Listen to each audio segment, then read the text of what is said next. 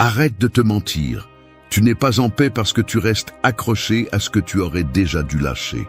Ton esprit reste attaché à des personnes, des souvenirs, des mots qui n'ont jamais été prononcés et des promesses qui n'ont jamais été tenues. Tu appelles cela amour, loyauté ou espoir, mais en réalité c'est une chaîne qui te retient prisonnier. Personne ne peut retrouver la liberté intérieure s'il insiste pour porter tout ce qui lui fait du mal. Tu as remis ton calme entre des mains étrangères, espérant que d'autres te donnent de la valeur avec leur attention, leur approbation ou leur présence. Mais chaque fois que tu cèdes ta paix à quelque chose que tu ne contrôles pas, tu perds un morceau de toi. Il n'y a pas de pire prison que celle de dépendre émotionnellement de quelqu'un ou de quelque chose pour te sentir complet. Le stoïcisme ne vient pas adoucir tes blessures ni te dire que tout va bien. Il vient te rappeler que la vie est dure, que le monde ne va pas changer pour toi et que ton véritable pouvoir réside dans la façon dont tu choisis de réagir. Tu ne décides pas qui part, qui te fait du mal ou qui t'oublie, mais tu décides si ces choses continuent à avoir du pouvoir sur toi. Aujourd'hui, tu n'as pas besoin de plus de conseils superficiels. Ce dont tu as besoin, c'est de lâcher la corde qui te retient, d'arrêter de supplier des réponses, de poursuivre des explications, de vivre comme si ton bonheur dépendait de quelqu'un d'autre. La paix mentale n'est pas un cadeau que l'on attend, c'est une conquête. Dans cette vidéo, il n'y aura pas de mots doux ni d'excuses pour justifier ta souffrance. Nous allons parler de discipline émotionnelle, de courage pour affronter tes propres attachements et de la force nécessaire pour aimer sans chaîne. Se taire quand le silence est plus sage et embrasser l'inévitable sans se briser de l'intérieur. Si tu es prêt à cesser d'être l'otage de ton passé et à retrouver ta liberté intérieure, alors écoute attentivement les leçons à venir, car elles seront le premier pas pour revenir à toi. 1. Lâche la corde. Si tu as déjà vu quelqu'un couler dans l'eau tout en s'accrochant désespérément à quelque chose qui l'entraîne vers le bas, tu sais que le plus difficile n'est pas de nager vers le rivage, c'est de lâcher ce qui le fait couler. C'est exactement ce que tu fais chaque fois que tu t'accroches à des personnes, des souvenirs ou des situations qui n'ont plus de place dans ta vie. Tu crois que tenir cette corde te maintient en sécurité, mais en réalité, c'est ce qui t'empêche de remonter à la surface. La première étape pour retrouver ta liberté intérieure est d'avoir le courage de lâcher prise. Cela semble simple, mais c'est l'acte le plus difficile, car cela signifie accepter que ce à quoi tu t'accroches ne t'appartient pas, ne te définit pas et n'est pas sous ton contrôle. Lâcher prise n'est pas abandonner ni se rendre, c'est retrouver le droit de respirer sans dépendre de ce que tu ne peux pas changer. Beaucoup s'accrochent à des relations brisées parce qu'ils pensent que lâcher prise équivaut à perdre. D'autres gardent de vieilles rancunes parce qu'ils croient que les lâcher, c'est pardonner l'impardonnable. Il y a aussi ceux qui ne lâchent pas une idée de l'avenir qui n'est jamais arrivée, convaincus que céder cette illusion signifie accepter l'échec. Mais le véritable échec est de rester attaché à quelque chose qui ne te laisse pas avancer. Les stoïciens savaient que la cause de la souffrance n'est pas dans les faits, mais dans notre réaction à ces faits. Épictète l'a résumé ainsi. Ce qui nous perturbe n'est pas ce qui nous arrive, mais ce que nous pensons de ce qui nous arrive. Si tu comprends cela, tu verras que la corde qui te lie n'est pas la personne qui est partie, ni l'erreur que tu as commise, ni le temps perdu. C'est ton interprétation de ce qui s'est passé, ton besoin de tout contrôler. Lâcher prise nécessite deux choses, le courage d'accepter la réalité et l'humilité d'admettre que tout n'est pas entre tes mains. Lorsque tu décides d'arrêter de te battre avec ce qui est déjà passé, tu découvres que le poids que tu portais n'était pas le souvenir, mais ta résistance à le laisser partir. Commence par te demander « Qu'est-ce que je gagne à tenir ceci ?» À qui cela sert-il que je reste attaché à une douleur qui ne change rien? La réponse est presque toujours à personne. La seule chose que tu gagnes est de rester prisonnier de ce qui n'existe plus. Une façon pratique de lâcher prise est d'écrire ce qui te retient. Mets en mots ce qui te fait mal. Et ensuite, observe si cette douleur dépend de quelque chose que tu peux changer. Si ce n'est pas le cas, reconnais que cette bataille est terminée et que persister dans celle-ci n'est qu'une perte d'énergie inutile. Ensuite, déchire le papier ou range-le loin.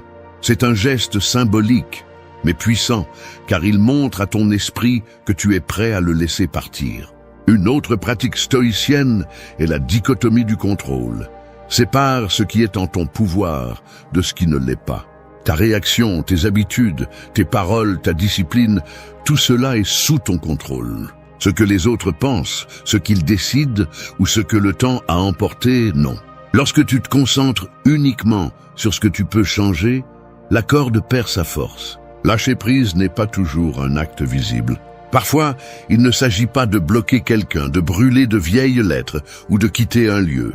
Parfois, lâcher prise, c'est arrêter de tourner en rond dans ta tête, c'est arrêter de justifier, de demander pourquoi, de fantasmer sur une fin différente. C'est le moment où tu décides de ne plus nourrir cette histoire avec ton attention. Cela peut faire mal au début. C'est normal, la douleur n'est pas un signe que tu te trompes, mais que l'attachement se brise. Tu le ressentiras comme un vide, mais ce vide n'est pas de la solitude, c'est de l'espace. De l'espace pour la paix, pour revenir à toi, pour apprendre à vivre sans dépendre de quelque chose qui n'existe plus. Lâcher la corde est un acte de rébellion contre l'idée que tu as besoin de t'accrocher à tout pour ne pas perdre. 2. Aime s'enchaîne. L'amour ne devrait pas se sentir comme une cage, mais beaucoup ont été éduqués à le confondre avec la possession. Ils croient que aimer, c'est surveiller, exiger, réclamer des explications pour chaque silence, et attendre que l'autre personne devienne la principale ou unique source de leur bonheur. Ce type d'amour ne libère pas, il asservit. Il vous rend dépendant de l'humeur, des décisions et de la présence de quelqu'un d'autre. Vous perdez votre centre chaque fois que vous cherchez en d'autres la sécurité que vous devriez trouver en vous. Aimer s'enchaîne ne signifie pas aimer moins. Cela signifie aimer mieux. Cela signifie que vous ne donnez pas votre dignité en échange de miettes d'affection, que vous ne renoncez pas à votre liberté par peur d'être abandonné, que vous ne poursuivez personne pour lui prouver votre valeur. Quand vous aimez avec des chaînes, vous devenez l'otage du besoin. Quand vous aimez librement, vous partagez sans vous perdre. L'amour que le stoïcisme propose est un amour qui respecte la nature changeante de la vie. Marc Aurèle a écrit « Aime le destin qui t'est donné » et cela s'applique aussi aux personnes. Personne n'est obligé de rester pour toujours, pas même toi. Quand tu comprends cela, tu arrêtes de mendier des attentions et tu apprends à apprécier la compagnie tant qu'elle est présente, sans être obsédé par le fait de la retenir. Aimer s'enchaîne commence par comprendre que personne n'est venu au monde pour te compléter. Croire le contraire est à l'origine de nombreuses blessures. Tu ne cherches pas ta moitié d'orange parce que tu n'es pas une moitié. Tu es un être complet qui choisit de partager son chemin. Ce que tu partages est un extra, pas une béquille pour soutenir ton vide. Demande-toi, aimes-tu parce que tu veux partager ta vie ou parce que tu as peur d'être seul ? Si ta réponse penche vers la peur, alors ce que tu ressens n'est pas de l'amour, c'est de la dépendance. Et la dépendance finit toujours par étouffer la relation et toi-même. Une pratique stoïcienne pour cultiver l'amour libre est le détachement conscient. Cela ne signifie pas froideur ou indifférence. Cela signifie que tu te souviens que l'autre a son propre destin, ses propres décisions et que tu ne peux pas les contrôler. Tu l'aimes pour ce qu'il est, pas pour ce que tu espères qu'il soit. Ce type d'amour élimine le ressentiment qui surgit lorsque les attentes ne sont pas remplies. Cela implique également de cesser d'exiger des preuves constantes. Tu n'as pas besoin que quelqu'un te répète tous les jours qu'il t'aime pour le croire, ni de vérifier chaque geste à la recherche de signes de trahison. L'obsession de contrôler les sentiments des autres est une chaîne que tu te poses toi-même. Aimer librement, c'est avoir assez confiance pour ne pas mesurer chaque pas. Si tu veux le pratiquer, commence par renforcer ta propre valeur. Quand tu te sens suffisant par toi-même, tu n'attends pas qu'un autre confirme ton importance. Fais des choses qui nourrissent ton caractère. Prends soin de ta santé mentale. Apprends à apprécier ta propre compagnie. La personne qui se sent complète ne cherche pas de chaîne pour la lier. Elle cherche des mains pour l'accompagner. Un outil utile est la réflexion quotidienne. Examine tes émotions envers les personnes que tu aimes. Demande-toi si ce que tu fais pour elles naît de l'affection ou du besoin de les retenir. Si tu découvres que tu agis par peur, arrête-toi et redirige cette énergie vers ta propre croissance. L'amour mature ne naît jamais de la peur. Aimer sans chaîne signifie aussi savoir quand se retirer sans haine ni rancœur. Parfois, aimer mieux, c'est laisser partir. Permettre à l'autre de suivre son chemin même si le tien est différent. S'accrocher juste pour ne pas perdre est une forme d'égoïsme déguisée en dévotion. L'amour libre ne promet pas l'absence de douleur, mais il évite la souffrance inutile. 3. Accepte le silence. Le silence est inconfortable pour celui qui craint de s'écouter lui-même. Beaucoup de personnes préfèrent le bruit constant, les conversations vides ou les réseaux sociaux allumés jour et nuit, juste pour ne pas affronter ce que leur esprit murmure quand tout devient calme. Mais le silence n'est pas un ennemi.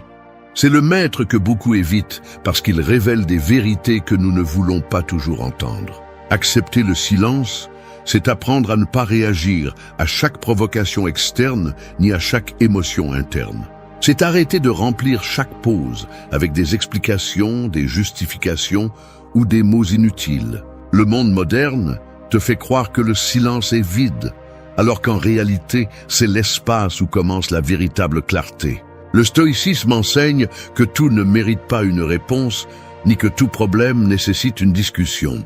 Marc Aurèle a écrit « La meilleure défense est de ne pas sembler affecté ». Cela ne signifie pas l'indifférence. Cela signifie que tout ne mérite pas ton énergie, ni que chaque commentaire nécessite ton attention. Apprendre à se taire est parfois plus puissant que 1000 arguments. Accepter le silence est aussi un acte de maîtrise de soi. Souvent, l'impulsion de parler naît de la peur. Peur de perdre le dernier mot, peur d'être mal interprété, peur que l'autre pense qu'il a gagné. Mais réagir sans réfléchir a tendance à aggraver les choses. Le silence n'est pas toujours une reddition. Il est souvent une déclaration de domination sur soi-même. Dans les relations personnelles, le silence peut être un refuge. Tu n'as pas besoin d'expliquer chaque décision que tu prends, ni de justifier chaque pas que tu fais. Le besoin constant de donner des explications est une autre chaîne qui vole ta paix. Les personnes qui te respectent vraiment ne demandent pas que tu traduises chaque silence. Elles comprennent que parfois se taire est une façon de protéger ton énergie. Pour pratiquer le silence, commence par observer avant de répondre. Chaque fois que tu ressens l'envie de répondre rapidement, fais une pause. Demande-toi si ce que tu vas dire apporte de la valeur ou satisfait simplement un ego blessé. Cette pause est la porte de la maîtrise de soi. Une autre pratique est de consacrer des moments de la journée à être complètement silencieux, sans distraction ni écran. Au début, cela peut être inconfortable, mais avec le temps, tu découvriras que le silence n'est pas vide.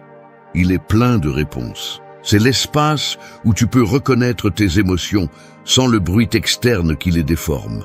Accepter le silence est aussi un outil pour guérir les blessures. De nombreuses discussions prolongées ne font que perpétuer la douleur, tandis qu'un silence bien choisi coupe le cycle de conflit. Se taire n'efface pas ce qui s'est passé, mais te permet de le traiter sans nourrir plus de ressentiment. Le silence t'apprend à écouter. Quand tu arrêtes de remplir les espaces avec des mots, tu commences à remarquer ce que les autres communiquent réellement avec des gestes, des tons et des actions. Tu deviens plus conscient, plus présent. Le stoïcisme est en grande partie apprendre à être présent sans se laisser emporter par le bruit des impulsions. Imagine que ton esprit est un lac. Chaque mot inutile, chaque discussion inutile, chaque pensée répétitive est une pierre qui agite l'eau. Le silence est quand tu arrêtes de jeter des pierres et que le lac commence à se calmer, révélant le reflet clair de ce qui se trouve en dessous. Accepter le silence n'est pas facile dans un monde qui récompense le scandale et confond le volume avec le pouvoir. Mais le véritable pouvoir réside dans le calme de celui qui n'a pas besoin de crier pour se faire respecter, ni de parler pour se sentir fort. 4. Vis le présent. La plupart des gens ne vivent pas dans le présent. Ils habitent dans les fantômes du passé ou dans les illusions de l'avenir. Ils se réveillent en pensant à ce qu'ils ne peuvent plus changer ou à ce qui n'existe pas encore. Et pendant ce temps, l'instant qu'ils ont devant eux leur échappe comme de l'eau entre les doigts. C'est ironique, le seul moment réel est celui que tu vis en ce moment même, et pourtant c'est celui qui est le plus négligé. Vivre le présent ne signifie pas oublier le passé, ni ignorer l'avenir. Cela signifie ne pas permettre à l'un ou à l'autre de te voler l'instant présent. Le passé n'a plus de pouvoir sur toi, sauf celui que tu décides de lui accorder. Et l'avenir, aussi bien que tu le planifies, reste incertain. La seule chose que tu peux habiter, apprécier et transformer est le moment présent. Le stoïcisme insiste sur cette idée parce qu'il savait que l'esprit humain a tendance à s'asservir à ce qui a été et ce qui pourrait être. Marc Aurèle a écrit « La vie de chacun est composée du présent. Ce qui reste est passé ou incertain. » Cette phrase frappe parce qu'elle est vraie. Ce que tu vis aujourd'hui est la seule chose qui t'appartient vraiment. Le problème est que nous confondons souvent nous inquiéter avec nous préparer. Penser à ce qui pourrait mal se passer demain ne te rend pas plus fort. Cela ne fait que te voler de l'énergie pour affronter le présent.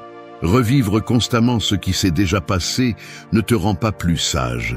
Cela ne fait que rouvrir des blessures qui devraient être en train de cicatriser. Pour vivre le présent, tu as besoin d'entraîner ton attention.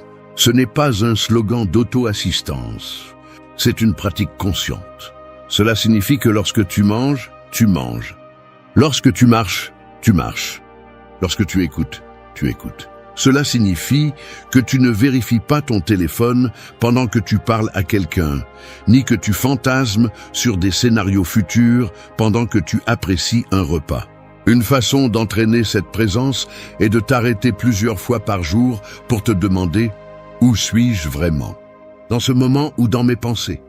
Au début, tu découvriras que tu es presque toujours ailleurs, pris dans des souvenirs, des inquiétudes ou des distractions.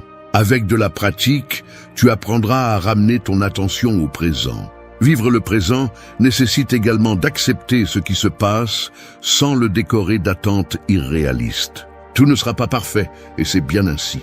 L'insistance à ce que les choses soient différentes de ce qu'elles sont est ce qui génère la souffrance. Lorsque tu apprends à accepter le moment tel qu'il est, tu arrêtes de lutter contre la réalité et tu trouves la paix au milieu du chaos. Imagine que tu es devant un coucher de soleil, mais au lieu de l'admirer, tu penses que tu aimerais être ailleurs, avec une autre personne, ou que le ciel aurait d'autres couleurs. C'est ainsi que nous gaspillons la vie, en perdant ce que nous avons à cause de notre obsession de ce que nous pensons qu'il manque. Les stoïciens enseignaient à se rappeler la brièveté de la vie pour apprécier le présent. La pratique du memento mori n'était pas morbide, mais libératrice. Te rappeler que le temps est fini te fait arrêter de remettre la vie à plus tard. Chaque moment que tu laisses passer en t'inquiétant de ce que tu ne contrôles pas est un moment qui ne revient pas. Tu dois aussi apprendre à lâcher l'attente que l'avenir apportera le bonheur que tu n'as pas maintenant. Si tu n'es pas capable de le trouver dans ce que tu as déjà, il est peu probable qu'il apparaisse avec quelque chose de nouveau. La paix mentale n'est pas une destination à laquelle tu arriveras un jour. C'est une façon de marcher aujourd'hui. Vivre le présent ne te rend pas irresponsable envers l'avenir, ni insensible au passé. Cela te rend conscient que la vie n'est pas dans ce qui est déjà parti, ni dans ce que tu rêves qui viendra, mais dans ce que tu respires et décides en cet instant. 5. Maîtrise tes émotions. Le véritable ennemi n'a jamais été le monde extérieur. Il a toujours été la tempête qui se forme en toi lorsque quelque chose ne se passe pas comme prévu. Ce n'est pas l'offense qui détruit ta paix, mais la colère que tu choisis de nourrir. Ce n'est pas la perte qui te brise, mais la peur du vide que tu imagines ensuite. La plupart de la souffrance humaine ne provient pas des faits, mais du manque de maîtrise des émotions que ces faits éveillent. Maîtriser les émotions ne signifie pas les réprimer ni prétendre qu'elles n'existent pas. Cela signifie les reconnaître, comprendre d'où elles viennent et apprendre à répondre consciemment plutôt que de réagir impulsivement. Les émotions sont des messagères. Elles viennent te dire quelque chose. Mais si tu les laisses prendre le contrôle, elles deviennent des tyrans qui prennent des décisions pour toi. Le stoïcisme enseigne que tu ne contrôles pas ce qui se passe, mais comment tu y réponds. Cette phrase, qui semble simple, est l'une des vérités les plus libératrices que tu peux accepter. Tu ne peux pas empêcher qu'il pleuve, mais tu peux décider si tu te mouilles de ressentiment ou si tu ouvres le parapluie de la sérénité. Lorsque tu perds le contrôle émotionnel, tu cèdes ton pouvoir à l'extérieur, aux paroles des autres, à leurs opinions, aux imprévus. Tu vis à la merci du climat du monde et non de l'équilibre de ton esprit. Et une personne qui se laisse emporter par chaque vague est incapable de maintenir le cap vers ses objectifs. Maîtriser tes émotions est un acte de maturité. C'est te dire à toi-même, je ne vais pas réagir immédiatement juste parce que mon ego a été blessé. C'est apprendre à faire une pause avant de répondre, à respirer avant d'exploser, à observer la pensée avant de la croire. Un exercice pratique est la pause consciente. Chaque fois que tu sens que la colère, la peur ou la tristesse prennent le contrôle, arrête-toi. Compte lentement jusqu'à 10, respire profondément et demande-toi « Que me dit cette émotion ? Ai-je vraiment besoin d'agir en ce moment ou puis-je attendre de penser clairement ?» Cette pause est généralement suffisante pour éviter des paroles que tu regretterais plus tard. Un autre outil est l'écriture. Tenir un journal émotionnel n'est pas un passe-temps. C'est une façon de sortir ce que tu as à l'intérieur pour qu'il ne gouverne pas depuis l'ombre. Lorsque tu décris ce que tu ressens, tu enlèves du pouvoir au chaos intérieur. Ce qui semblait auparavant être une tempête devient quelque chose de compréhensible, quelque chose que tu peux gérer. La maîtrise émotionnelle nécessite également de surveiller ce qui nourrit ton esprit. Passer des heures à consommer des conflits étrangers, des critiques sur les réseaux sociaux ou des nouvelles alarmantes renforce l'habitude de réagir avec colère ou anxiété. Si tu prends soin de ce que tu permets d'entrer dans ton esprit, tu auras moins de batailles à mener en toi. Rappelle-toi que maîtriser les émotions ne signifie pas éliminer la douleur. La douleur est inévitable. Tu perdras, tu seras déçu, tu subiras des injustices. Ce que tu peux éviter, c'est la souffrance supplémentaire qui découle de la résistance, de vouloir que les choses soient différentes de ce qu'elles sont. Imagine que tu es au milieu d'une tempête en mer. Je ne peux pas arrêter la pluie ni calmer le vent, mais tu peux contrôler le gouvernail. Ce gouvernail, c'est ton esprit. Tant que tu le tiens fermement, peu importe la hauteur des vagues, tu continues à diriger ton bateau là où tu veux aller. Une personne émotionnellement maîtrisée n'est pas froide ni distante. C'est quelqu'un dont la sérénité se transforme en force. Elle inspire le respect parce qu'elle ne s'effondre pas face à la provocation et ne perd pas sa dignité dans la colère. Si tu veux retrouver ta liberté intérieure, commence par ne pas être l'esclave de ce que tu ressens. Les émotions sont éphémères. Ne les laisse pas décider de ton destin. 6. Remercie pour ce que tu as. L'insatisfaction constante est comme un puits sans fond. Peu importe combien tu essaies de le remplir, il exige toujours plus. Beaucoup de gens vivent en croyant que le bonheur est de l'autre côté de ce qu'ils n'ont pas encore, et cette quête sans fin devient un piège mental qui leur vole la paix. Ils demandent à l'univers plus d'opportunités, plus d'amour, plus de reconnaissance, mais ils s'arrêtent rarement pour reconnaître la valeur de ce qu'ils possèdent déjà. Remercier pour ce que tu as n'est pas un acte mièvre ni une phrase à la mode.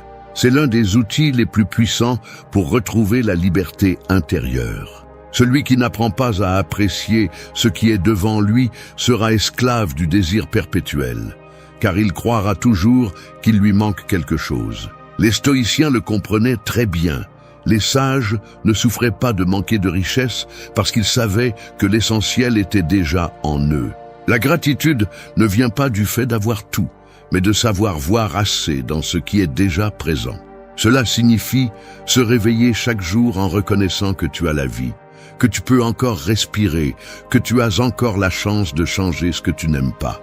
Lorsque tu ignores ces vérités, tu vis comme si la vie te devait quelque chose, et cela te condamne à la frustration.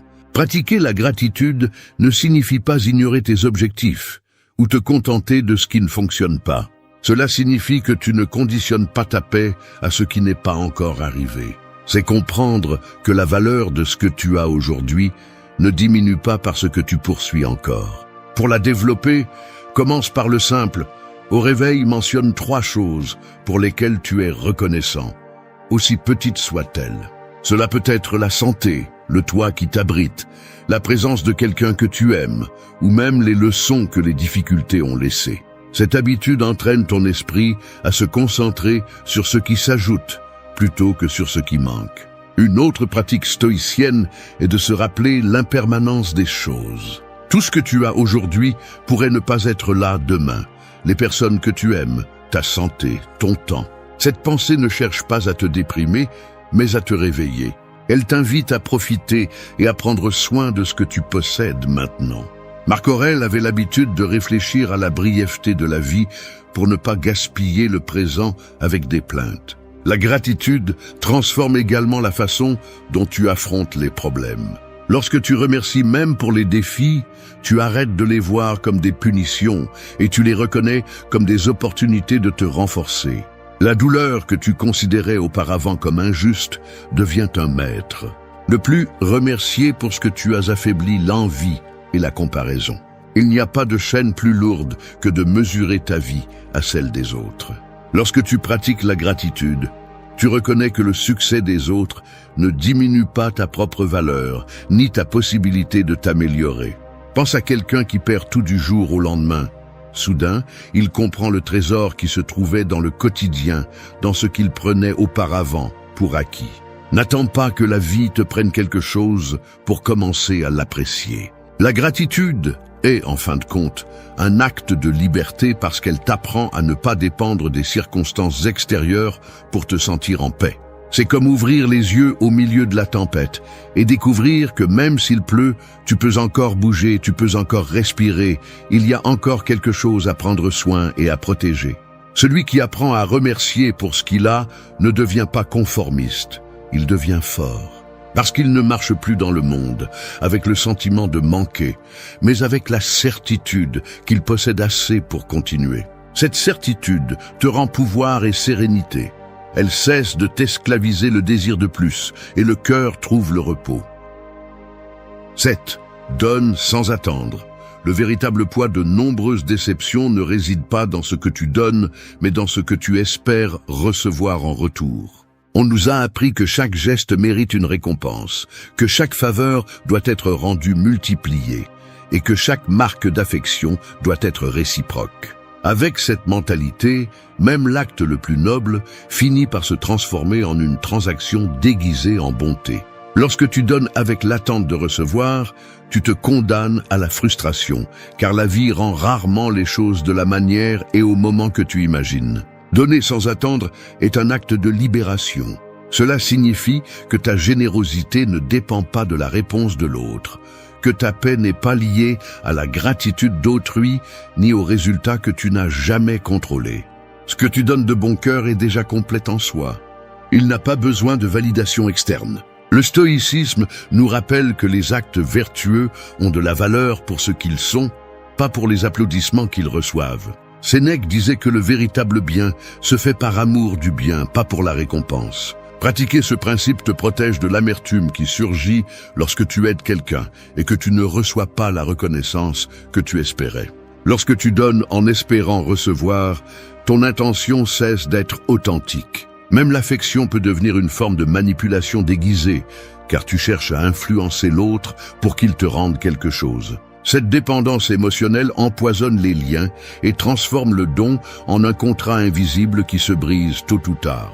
Commence par questionner tes motivations. Le fais-tu parce que cela vient de toi ou parce que tu attends un geste en retour? Si tu découvres qu'une attente cachée se cache derrière ta générosité, il est temps de changer de perspective. La vraie valeur réside dans le fait que tu agis en accord avec tes principes, pas dans le fait que les autres répondent selon ton désir. Une pratique simple est d'offrir quelque chose de petit chaque jour. Un mot d'encouragement, un geste aimable, du temps, de l'aide, sans l'annoncer, sans chercher des regards d'approbation. Avec le temps, tu remarqueras que la satisfaction la plus profonde ne vient pas de la réaction des autres, mais de la cohérence avec toi-même. Donner sans attendre s'applique aussi dans les relations les plus proches. Parfois, nous pensons que l'affection doit être mesurée. Je t'ai donné ceci, maintenant c'est à mon tour de recevoir. Cette mentalité détruit l'intimité, car elle transforme l'amour en une balance constante. Aimer librement signifie que tu choisis d'offrir le meilleur de toi-même, parce que c'est qui tu décides d'être, pas parce que tu attends un retour identique. Lorsque tu apprends à donner sans attendre, tu découvres que le ressentiment perd de sa puissance. Personne ne peut te décevoir en ne répondant pas comme tu le voulais, parce que ta paix n'en dépendait pas. Cette attitude renforce également ton caractère. Elle t'apprend à agir par conviction, pas pour une récompense. Le plus grand bénéfice de donner ainsi est qu'il te rend le contrôle de ta propre satisfaction. Tu ne vis plus en fonction des réponses des autres, ni des récompenses externes. Ce que tu donnes te définit toi, pas le destinataire.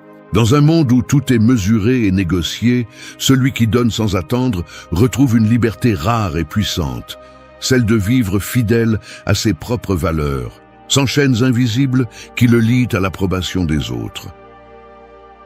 8. Embrasse l'inévitable. La lutte la plus épuisante n'est pas contre ce qui se passe, mais contre ce que nous insistons à nier. Nous passons une grande partie de notre vie à résister à des faits que nous ne pouvons pas changer. La perte de quelqu'un, le passage du temps, les fins inattendues, les décisions des autres. Nous voulons que les choses soient différentes et en ne réussissant pas, nous restons coincés dans la frustration. Ce n'est pas la douleur qui détruit la paix mentale, mais la résistance à l'accepter. Embrasser l'inévitable ne signifie pas se rendre ni se résigner passivement.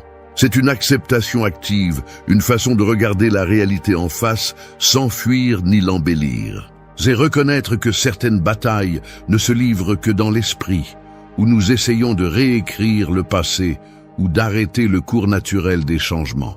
Le stoïcisme enseigne que la sérénité naît lorsque nous cessons de lutter contre ce que nous ne contrôlons pas. Épictète disait que la liberté est obtenue en s'alignant avec la nature des choses, pas en les forçant à s'adapter à nos désirs. L'inévitable, par définition, ne peut pas être tordu. Nous pouvons seulement décider comment y faire face. L'un des plus grands exemples de cette lutte se produit avec le temps. Nous voulons l'arrêter, revenir en arrière, le faire avancer selon notre convenance. Cette bataille est inutile, mais beaucoup sont esclaves de celle-ci, se lamentant pour les années perdues ou anxieux pour celles qui ne sont pas encore arrivées. Embrasser l'inévitable, c'est apprendre à vivre le passage du temps sans ressentiment, à voir chaque ride, chaque changement comme une partie naturelle du chemin. Il s'agit aussi d'accepter que toute fin n'est pas une tragédie. De nombreuses portes se ferment pour en ouvrir d'autres, mais nous ne le voyons pas parce que nous sommes trop occupés à pleurer celle qui s'est fermée. Lorsque tu embrasses l'inévitable, tu cesses d'insister pour revivre ce qui est déjà terminé et tu commences à construire sur ce que tu as aujourd'hui. Pour le pratiquer, commence par te demander « Qu'est-ce qui est hors de mon contrôle ?» Fais une liste mentale de tout ce qui ne dépend pas de toi, les décisions des autres, le temps, le passé, le cours du temps. Ensuite, arrête de gaspiller de l'énergie à essayer de les changer. Cette énergie libérée peut être investie dans ce qui est entre tes mains. Ton attitude, ta réponse, tes actions. Embrasser l'inévitable signifie aussi lâcher la fantaisie de la justice immédiate. La vie ne sera pas toujours juste selon tes normes, et exiger qu'elle le soit ne fait que prolonger la souffrance. La véritable force réside dans le maintien de ta dignité même, lorsque le monde ne joue pas en ta faveur. Il est essentiel de ne pas confondre l'acceptation avec l'insensibilité. Accepter n'est pas devenir insensible. C'est se permettre de ressentir la douleur sans y rester. C'est pleurer ce qui fait mal et ensuite continuer à marcher, sachant que s'accrocher à ce qui ne peut pas être changé, c'est porter une pierre qui empêche d'avancer. La paix mentale ne vient pas d'un monde sans problème, mais d'apprendre à ne pas se briser face à l'inévitable. Celui qui l'embrasse cesse de gaspiller son énergie dans des combats qu'il ne peut pas gagner et l'investit dans la construction de ce qu'il peut transformer. C'est la véritable liberté. Cesser d'être prisonnier de ce qui n'a jamais été sous ton contrôle. Le respect ne se mendie pas, il se gagne.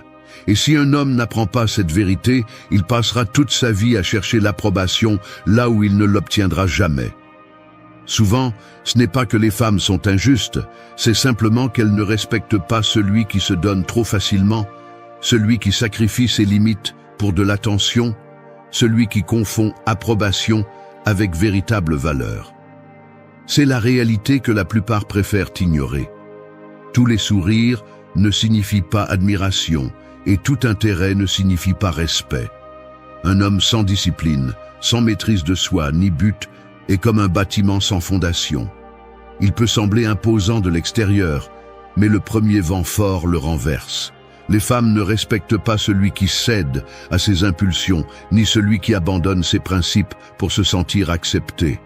Elles respectent celui qui marche avec une direction claire, celui qui n'a pas besoin de hausser la voix pour s'imposer, celui qui peut dire non sans hésiter et continuer sans se retourner. Il ne s'agit pas de devenir dur à l'extérieur, ni distant par orgueil. Il s'agit de forger le caractère, de comprendre que, si tu cherches le respect, tu dois d'abord devenir quelqu'un qui le mérite. La véritable différence ne réside pas dans le fait de paraître fort, mais de le démontrer par des actions. Comment tu parles, comment tu décides, comment tu défends ton temps, comment tu maintiens ton chemin même quand personne ne le comprend. Ces 8 pratiques ne sont pas de simples conseils, ce sont des leçons quotidiennes qui changeront la façon dont tu te vois et dont les autres te voient. Ici, tu ne trouveras pas de phrases creuses pour impressionner qui que ce soit. Tu trouveras des principes qui, si tu les appliques, transformeront ta posture, ta présence et ta vie. 1. Maîtrise l'art de marcher seul. Le loup qui apprend à chasser seul ne devient pas le plus fort par caprice de la nature, mais parce qu'en dépendant uniquement de lui-même, il aiguise ses sens et renforce chaque pas qu'il fait. Dans la meute, n'importe qui peut suivre le rythme, mais celui qui marche seul développe l'instinct pour survivre à l'intempérie et n'a pas besoin des autres pour avancer.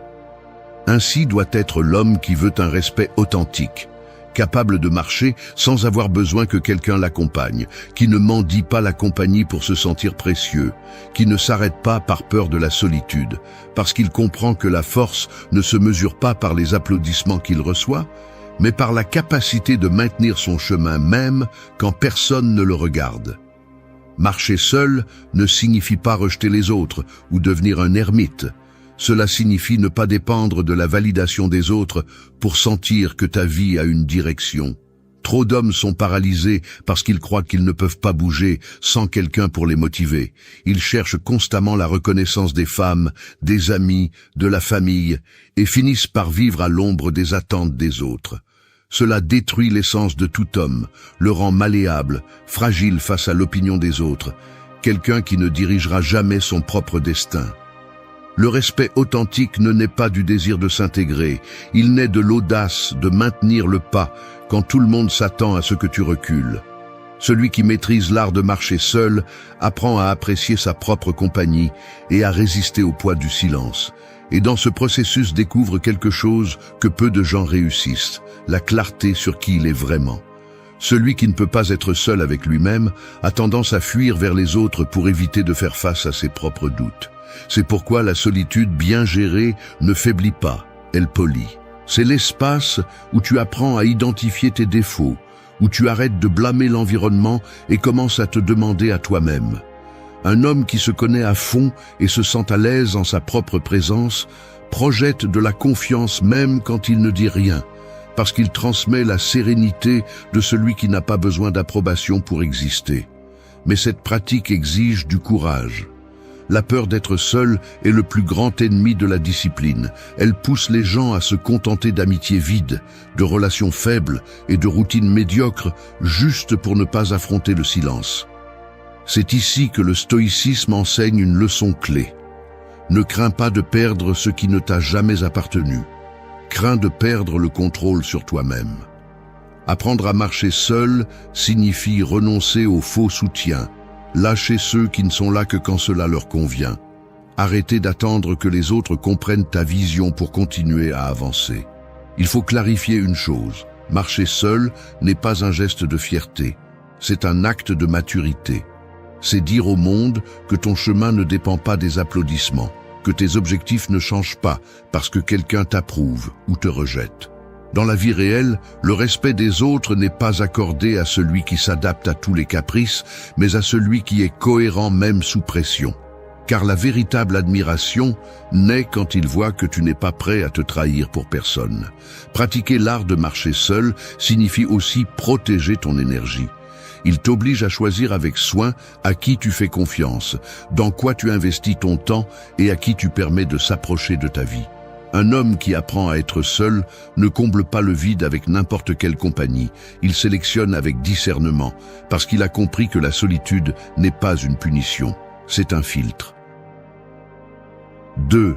Fais de ton but ton étendard. Un bateau sans drapeau peut naviguer, mais il n'inspire ni confiance ni respect au port ou en mer ouverte, car personne ne sait à quelle destination il appartient ni quel principe le guide. Il en va de même pour un homme qui vit sans but clair. Il peut se déplacer d'un endroit à l'autre, mais ses pas manquent de direction et sa présence perd de sa force. Le but est ce drapeau qui flotte même lorsque le vent souffle contre, qui annonce sans mots où tu vas et pourquoi tu ne quitteras pas ta route. Un homme avec un but ferme n'a pas besoin de hausser la voix pour se faire remarquer, sa seule détermination parle pour lui. Vivre avec un but est plus que d'avoir des objectifs, c'est comprendre pourquoi tu fais ce que tu fais. Beaucoup d'hommes pensent que leur valeur dépend de plaire aux autres ou d'obtenir leur approbation et finissent par être comme des feuilles emportées par le vent des opinions d'autrui. Cela ne génère pas de respect, cela génère de la pitié. Le respect véritable naît lorsque les autres voient que ta vie repose sur des convictions solides, que tu ne te brises pas au premier obstacle et que chaque pas que tu fais répond à une raison plus grande que l'impulsion du moment. C'est pourquoi le but n'est pas une belle idée mentionnée dans des phrases motivantes, c'est un phare qui te maintient ferme lorsque tout autour de toi vacille. Pour faire de ton but ton étendard, tu dois d'abord le définir avec une brutalité honnête. Demande-toi ce qui te motive vraiment, pas ce que tu penses que tu devrais désirer pour impressionner les autres. Le but ne s'impose pas de l'extérieur, il naît de la clarté sur qui tu es et ce que tu es prêt à supporter pour arriver où tu veux.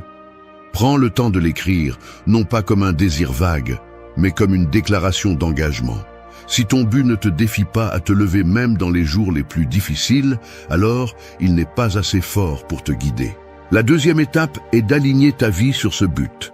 Il est facile de dire que tu as des objectifs. Ce qui est difficile, c'est d'ajuster ta routine, tes habitudes et tes décisions pour que chacune d'elles pointe vers cet objectif. Un homme qui dit avoir un but, mais qui gaspille son temps en distraction constante, montre qu'en réalité, il ne l'a pas fait sien. Lève-toi plus tôt. Investis dans l'apprentissage de ce dont tu as besoin. Limite le temps que tu consacres à ce qui ne te mène nulle part et entoure-toi de personnes qui respectent et comprennent ton chemin. La cohérence entre ce que tu dis et ce que tu fais est ce qui rend ton but visible pour les autres. De plus, tu dois le protéger. Ne laisse pas les critiques de ceux qui ne comprennent pas ta vision te détourner. Un étendard qui est abaissé aux premières insultes ne vaut pas la peine. Apprends à te taire sur tes plans face à ceux qui n'apportent rien et laisse tes réalisations parler. Cela ne signifie pas que tu dois te fermer aux conseils. Cela signifie que tu dois discerner entre les voix qui construisent et celles qui veulent simplement te détourner. Une partie du respect que tu obtiendras viendra du fait que tu montres que tu ne négocies pas ce que tu considères comme essentiel pour ta vie. Il faut aussi se rappeler que le but ne sera pas toujours populaire. Il y aura ceux qui se moqueront ou essaieront de te convaincre que tu perds ton temps, mais c'est là que ta discipline et ton autocontrôle sont mis à l'épreuve. Lorsque tu restes ferme même sous la pression sociale, tu montres que ton but est plus fort que le besoin d'être accepté. Les femmes et les gens en général respectent l'homme qui a une direction si claire qu'il n'a pas besoin de validation pour continuer, parce que cette sécurité est rare et profondément attirante. 3. Contrôle le feu de tes émotions. Le fer ne se forge pas dans de l'eau tiède, il se modèle dans le feu, mais si la chaleur n'est pas contrôlée, elle finit par déformer le métal jusqu'à le briser. Il en va de même pour les émotions chez un homme. Elles peuvent lui donner de la force et du caractère s'il sait les maîtriser, mais lorsqu'il les laisse brûler sans contrôle, elles l'affaiblissent et le rendent imprévisible. Beaucoup d'hommes croient que montrer leur colère, leur frustration ou leur douleur sans filtre est une preuve d'authenticité. alors qu'en réalité, c'est un signe de manque de discipline. Le respect ne vient pas de celui qui explose au premier impulse, mais de celui qui peut contenir le feu interne et le diriger avec précision là où il est nécessaire. Le contrôle émotionnel ne signifie pas réprimer tout ce que tu ressens. Cela signifie ne pas laisser tes émotions décider pour toi. Il est facile de perdre son calme quand quelqu'un te provoque, il est facile de hausser la voix ou de laisser la colère s'échapper, mais cette réaction impulsive est justement ce qui fait que les autres perdent confiance en ton jugement. Une personne qui ne sait pas contrôler son tempérament génère une peur passagère, mais jamais de respect. Pour contrôler le feu de tes émotions, tu dois d'abord le reconnaître. Tu ne peux pas dompter ce que tu nies. Apprends à détecter les signaux de ton corps lorsque la colère ou l'anxiété commencent à grandir. Cette chaleur dans la poitrine, la tension dans la mâchoire, le besoin de répondre sans réfléchir. La clé est d'identifier ce moment et de t'arrêter avant que l'émotion ne prenne le contrôle. La respiration consciente est un outil simple mais puissant. Inspirer profondément et expirer avec intention ne résout pas le problème, mais freine la réaction automatique qui tant de fois aggrave les choses. Une autre étape fondamentale est de changer l'interprétation de ce qui se passe autour de toi. Les émotions fortes sont souvent déclenchées parce que tu interprètes un commentaire, un geste ou une situation comme une attaque personnelle. Demande-toi si ce qui te dérange te met réellement en danger ou ne fait que blesser ton ego. Ce petit filtre mental fait partie de la pensée stoïcienne, différencier ce que tu peux contrôler de ce que tu ne peux pas, et refuser de donner ta paix pour ce qui ne dépend pas de toi. L'homme qui réagit avec agressivité à chaque provocation montre que n'importe qui peut le manipuler comme une marionnette. Tu dois aussi apprendre à canaliser ce que tu ressens en action utile. Si quelque chose te met en colère, utilise cette énergie pour travailler plus dur sur ce que tu peux améliorer au lieu de la décharger en paroles impulsives. Si quelque chose te fait mal, transforme-le en motivation pour renforcer ton caractère au lieu de rester coincé dans le regret. Les émotions ne sont pas des ennemis, elles ont juste besoin d'une direction. Lorsque tu réussis à transformer même ta colère en discipline, tu es plus proche d'être respecté car tu n'agis plus par impulsion, tu agis avec un but. Évite les environnements et les personnes qui alimentent ton manque de contrôle. Si tu sais que certaines discussions finissent par faire ressortir le pire de toi, pose des limites claires. Le respect que tu cherches commence par le respect que tu te dois à toi-même. Et cela inclut de ne pas t'exposer inutilement à des situations qui te font perdre ton sang-froid. La véritable force ne réside pas dans le fait de tout supporter en silence ou d'exploser pour imposer la peur, mais de te retirer ou de répondre seulement quand cela a du sens. Enfin, fais du contrôle de soi une habitude quotidienne. Commence par des choses petites, comme ne pas réagir immédiatement aux messages qui te dérangent. Éviter de hausser la voix lors de discussions triviales, entraîner ta patience dans le trafic ou dans les longues files d'attente. Ces pratiques simples construisent la tolérance et renforcent la maîtrise de soi. 4. Augmente le prix de ton temps. L'eau est abondante dans la rivière, n'importe qui peut la prendre sans trop y penser. Mais le diamant est valorisé parce qu'il est rare et difficile à obtenir. Ton temps doit être ainsi, pas une ressource que n'importe qui peut prendre quand il le veut, mais quelque chose qui n'est donné qu'à ce qui mérite vraiment ton énergie. Un homme qui traite son temps comme s'il était infini finit par être utilisé par tout le monde et respecté par personne. En revanche, celui qui le protège et lui donne une valeur claire devient quelqu'un que les autres n'osent pas gaspiller. Augmenter le prix de ton temps commence par reconnaître sa véritable valeur. Il ne s'agit pas seulement de compter les heures de la journée, mais de comprendre que chaque minute que tu consacres à quelque chose qui n'ajoute rien à ta vie est une minute que tu ne récupéreras jamais. Beaucoup d'hommes se plaignent de ne pas atteindre leurs objectifs, mais le problème n'est pas le manque d'opportunités, mais leur incapacité à dire non aux distractions et aux personnes qui volent leur concentration. Chaque fois que tu cèdes ton temps à des engagements vides, tu enseignes aux autres que tu ne respectes pas ta propre horloge. Un conseil pratique est de faire un inventaire de ce dans quoi tu investis ton temps. Prends quelques jours pour observer honnêtement combien d'heures tu consacres aux réseaux sociaux, aux conversations sans sens ou aux activités qui n'apportent rien à ton but. Ce n'est qu'en le voyant clairement que tu comprendras combien tu es en train de donner.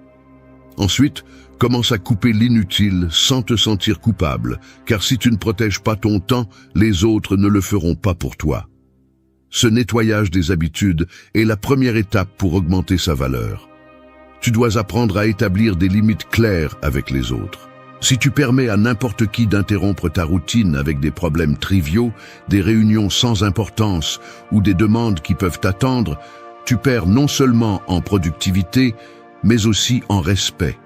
Il ne s'agit pas de devenir inaccessible, mais d'enseigner par des actes que ton temps a la priorité. Parfois, il suffit de ne pas répondre immédiatement à un message ou de refuser poliment des invitations que tu sais ne rien apporter. Chaque limite que tu fixes renforce le message que ton temps est précieux. Un autre aspect essentiel est d'investir ton temps dans des activités qui renforcent ton caractère et ton but. Si tu le remplis de tâches sans direction, même si tu sembles occupé, tu resteras bloqué. Consacre les premières heures de la journée à ce qui stimule tes objectifs principaux, que ce soit pour entraîner ton corps, étudier, avancer dans ton travail ou cultiver ton esprit. Un homme qui se concentre sur l'essentiel dès le matin projette discipline et fermeté, des qualités qui inspirent le respect avant même qu'il ne prononce un mot. Il est également vital d'éliminer l'habitude de justifier la perte de temps. Beaucoup s'excusent en disant qu'ils ont besoin de se détendre ou que demain ils compenseront le temps perdu, mais demain ne rendra pas les heures déjà dépensées. Commence à te voir comme un gestionnaire d'une ressource limitée. Demande-toi, avant d'accepter un engagement, si cet investissement de temps aura un retour en termes d'apprentissage, de croissance ou de paix mentale. Si la réponse est non, alors ça ne vaut pas la peine. Ils verront que tu n'es pas quelqu'un de disponible pour n'importe quoi et que ton attention doit être gagnée avec des raisons solides. Cela améliorera non seulement ta productivité, mais aussi la manière dont on te respecte au travail, dans les relations et dans la vie sociale. Les femmes en particulier remarquent quand un homme ne donne pas son temps à n'importe qui, car elles perçoivent que cela reflète sa propre valeur et un but défini. L'homme qui augmente le prix de son temps n'est pas égoïste. Il est conscient que la vie est finie et que le respect commence par la façon dont il se traite lui-même. 5. Parle moins et laisse tes actes parler pour toi. L'écho dans une grotte répète toujours le son le plus fort, mais ne crée jamais rien de nouveau. C'est ainsi avec les mots lorsqu'ils sont utilisés à l'excès, ils font du bruit, répètent des promesses et des opinions, mais construisent rarement quelque chose de réel. Les actes, en revanche, n'ont pas besoin d'écho. Ils laissent des traces visibles qui persistent même lorsque le bruit s'estompe. Un homme qui cherche un respect authentique comprend que la parole n'a de valeur que si elle est soutenue par ce qu'il fait, et que plus il parle sans agir, plus son message perd de sa valeur. Parler moins ne signifie pas devenir froid ou distant. Cela signifie utiliser la parole avec précision et intention. La plupart des hommes perdent le respect parce qu'ils se précipitent pour expliquer, justifier ou se vanter de réalisations qu'ils n'ont même pas encore consolidées. En essayant d'impressionner avec des mots, ils finissent par révéler des faiblesses et des contradictions. La première règle pour que tes actes parlent pour toi est d'apprendre à taire ce qui n'est pas encore solide, à laisser les résultats parler avant toi. Pour commencer à le pratiquer, établis un filtre interne avant de parler. Demande-toi si ce que tu vas dire apporte quelque chose, ou si cela ne fait que satisfaire l'impulsion de combler le silence. Si la réponse n'a pas de poids, garde le silence. Cette simple habitude réduit le nombre de mots vides et augmente l'impact de ceux que tu prononces réellement. Un homme qui ne parle que lorsqu'il le faut transmet de l'autorité et du contrôle, et sa voix est écoutée avec plus d'attention car elle ne se dilue pas dans des commentaires inutiles. Le silence stratégique te protège également. Lorsque tu parles trop, Tu révèles des plans, des émotions et des faiblesses à des personnes qui peuvent les utiliser contre toi. Garder certains sujets privés n'est pas une méfiance excessive, c'est de l'intelligence pratique. Apprends à ne pas commenter chaque étape de ta vie personnelle ou tes objectifs les plus importants. Laisse tes progrès parler lorsqu'ils sont déjà indéniables. Ainsi, tu évites que les attentes des autres te mettent la pression et tu conserves la liberté de changer de cap si nécessaire. Un autre conseil important est d'observer plus que tu ne parles. Celui qui se concentre sur l'écoute et l'observation des autres apprend plus vite et évite des erreurs inutiles. Le stoïcisme ne signifie pas se fermer au monde, il signifie utiliser le silence pour voir les choses clairement, capter des détails que les autres négligent et répondre avec plus de précision. La personne qui écoute le plus comprend mieux son environnement et c'est pourquoi elle prend des décisions avec un avantage. Évite l'habitude de trop te justifier. Souvent, nous essayons d'expliquer chaque décision pour être compris ou accepté, mais cela ne fait qu'affaiblir ta position. Apprends à dire ce qui est nécessaire et à rester ferme dans ton choix sans ressentir le besoin de convaincre tout le monde. Rappelle-toi que l'objectif de parler moins n'est pas de devenir inaccessible ou distant, mais de faire en sorte que chaque mot que tu prononces ait du poids. Utilise le silence comme une ressource de force, pas comme un mur. Lorsque tu dois exprimer quelque chose, fais-le avec clarté et fermeté, sans détour, et accompagne-le d'actions qui soutiennent ce que tu as dit. Personne ne respecte les promesses creuses, mais tout le monde prête attention lorsque les faits démontrent la cohérence. Avec le temps, tu découvriras que parler moins t'évite des conflits et te donne plus d'énergie pour agir. Les autres commenceront à te voir comme quelqu'un de fiable, qui n'a pas besoin de convaincre avec des discours parce que ses actes soutiennent sa parole. Les femmes en particulier remarquent lorsqu'un homme ne cherche pas à impressionner avec des phrases, mais laisse sa façon de vivre être la preuve de son caractère. Ce type d'homme n'aspire pas au respect, il l'inspire. 6. Ne négocie pas ta valeur. L'or ne demande pas de réduction pour être acheté, il maintient son prix car son essence ne change pas même si le marché fluctue. C'est ainsi qu'un homme qui cherche le respect doit se voir, comme quelque chose dont la valeur ne dépend pas de l'opinion du moment ni des circonstances extérieures.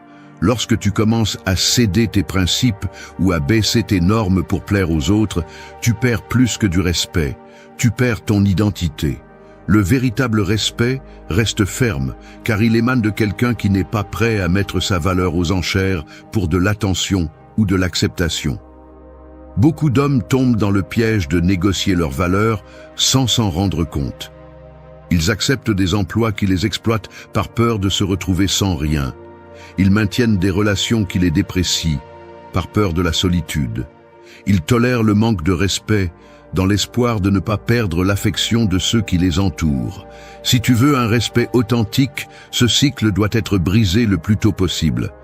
La première étape pour ne pas négocier ta valeur est d'avoir une clarté sur tes principes et tes limites. Il est impossible de défendre ce que tu ne connais pas. Prends le temps de définir ce que tu considères comme non négociable dans ta vie. Le respect de ton temps, l'honnêteté, la façon dont tu espères être traité, le type de personne avec qui tu choisis de partager ton énergie. Ces limites ne doivent pas dépendre de l'environnement ou de ce que pensent les autres, mais de ce que tu sais être essentiel pour ta dignité. Une fois que tu as défini ces limites, tu dois apprendre à les communiquer par des actions, pas seulement par des mots. Il ne sert à rien de dire que tu valorises ta paix si tu permets à n'importe qui de l'interrompre. Il ne sert à rien de déclarer que tu exiges du respect si tu continues à tolérer des comportements qui te dégradent. La cohérence entre ce que tu dis et ce que tu fais est ce qui montrera aux autres que ta valeur n'est pas à vendre. Si tu dis non, que ce soit un non qui reste même lorsque la pression augmente. Un autre conseil important est d'arrêter de dépendre de l'approbation externe pour te sentir précieux. Tant que tu auras besoin de la reconnaissance constante des autres, tu seras toujours prêt à céder quelque chose pour l'obtenir. L'estime de soi se construit jour après jour en respectant tes propres normes, pas celles des autres. Investis du temps pour développer des compétences, améliorer ta discipline, renforcer ta santé physique et mentale. Tout cela augmente ta valeur interne et réduit l'influence que les opinions externes ont sur toi. Apprends aussi à lâcher ce qui n'est pas prêt à te reconnaître. Ne t'accroche pas à des emplois, des amitiés ou des relations qui restent dans ta vie seulement parce que tu acceptes moins que ce que tu mérites. Chaque fois que tu cèdes à quelqu'un qui ne valorise pas ce que tu apportes, tu renforces l'idée que ta valeur peut être réduite. Être flexible dans la vie, c'est s'adapter aux changements quand ils ne compromettent pas ta dignité, mais céder sur l'essentiel, c'est te trahir toi-même. Établis un point clair, où ta réponse sera toujours non, peu importe qui le demande ou quelle promesse il apporte. Ce type de fermeté fait comprendre rapidement aux autres qu'avec toi, on ne négocie pas l'essentiel. Lorsque tu maintiens ta valeur, tu projettes une présence différente. Les gens commencent à te traiter avec plus de soin, non pas parce que tu inspires la peur, mais parce qu'ils perçoivent que tu n'es pas prêt à te contenter de moins que ce que tu mérites. Les femmes perçoivent aussi cette fermeté et la respectent parce qu'elles voient que tu ne cherches pas leur validation ni à céder tes principes pour leur plaire. Cette attitude ne te gagne pas seulement du respect, elle attire aussi ceux qui valorisent vraiment ce que tu es. 7. Exige plus de toi que de quiconque. L'archer qui s'entraîne en tirant sur une cible fixe ne devient précis que dans des conditions idéales, mais celui qui s'exerce sur une cible en mouvement et avec du vent contraire devient un véritable maître. La difficulté façonne l'habileté. C'est ainsi que doit être la relation que tu entretiens avec toi-même, ne pas toujours chercher le confort, mais te poser des défis plus durs que ceux que le monde t'imposera. Celui qui se contente du strict minimum finit par dépendre des circonstances extérieures pour rester debout. Mais celui qui élève son propre standard devient inébranlable face à l'adversité. Exiger plus de toi que de quiconque ne signifie pas devenir ton pire ennemi ni tomber dans l'autocritique destructrice. Cela signifie adopter la discipline comme style de vie. La plupart des gens cherchent le respect en demandant aux autres de changer, sans se rendre compte que le véritable respect émerge lorsque les autres voient la rigueur avec laquelle tu te forges toi-même. Si tu t'obliges à te lever plus tôt, à travailler avec plus de concentration, à tenir parole même dans les jours difficiles, tu démontres une force que peu atteignent et qui n'a pas besoin de discours pour s'imposer. Commence par identifier les domaines de ta vie où tu as été complaisant avec toi-même. Cela peut être ta santé physique, ta préparation professionnelle, ta discipline financière ou même la façon dont tu gères tes émotions. La première étape est de reconnaître où tu as baissé la garde et de rétablir un standard qui te pousse à t'améliorer.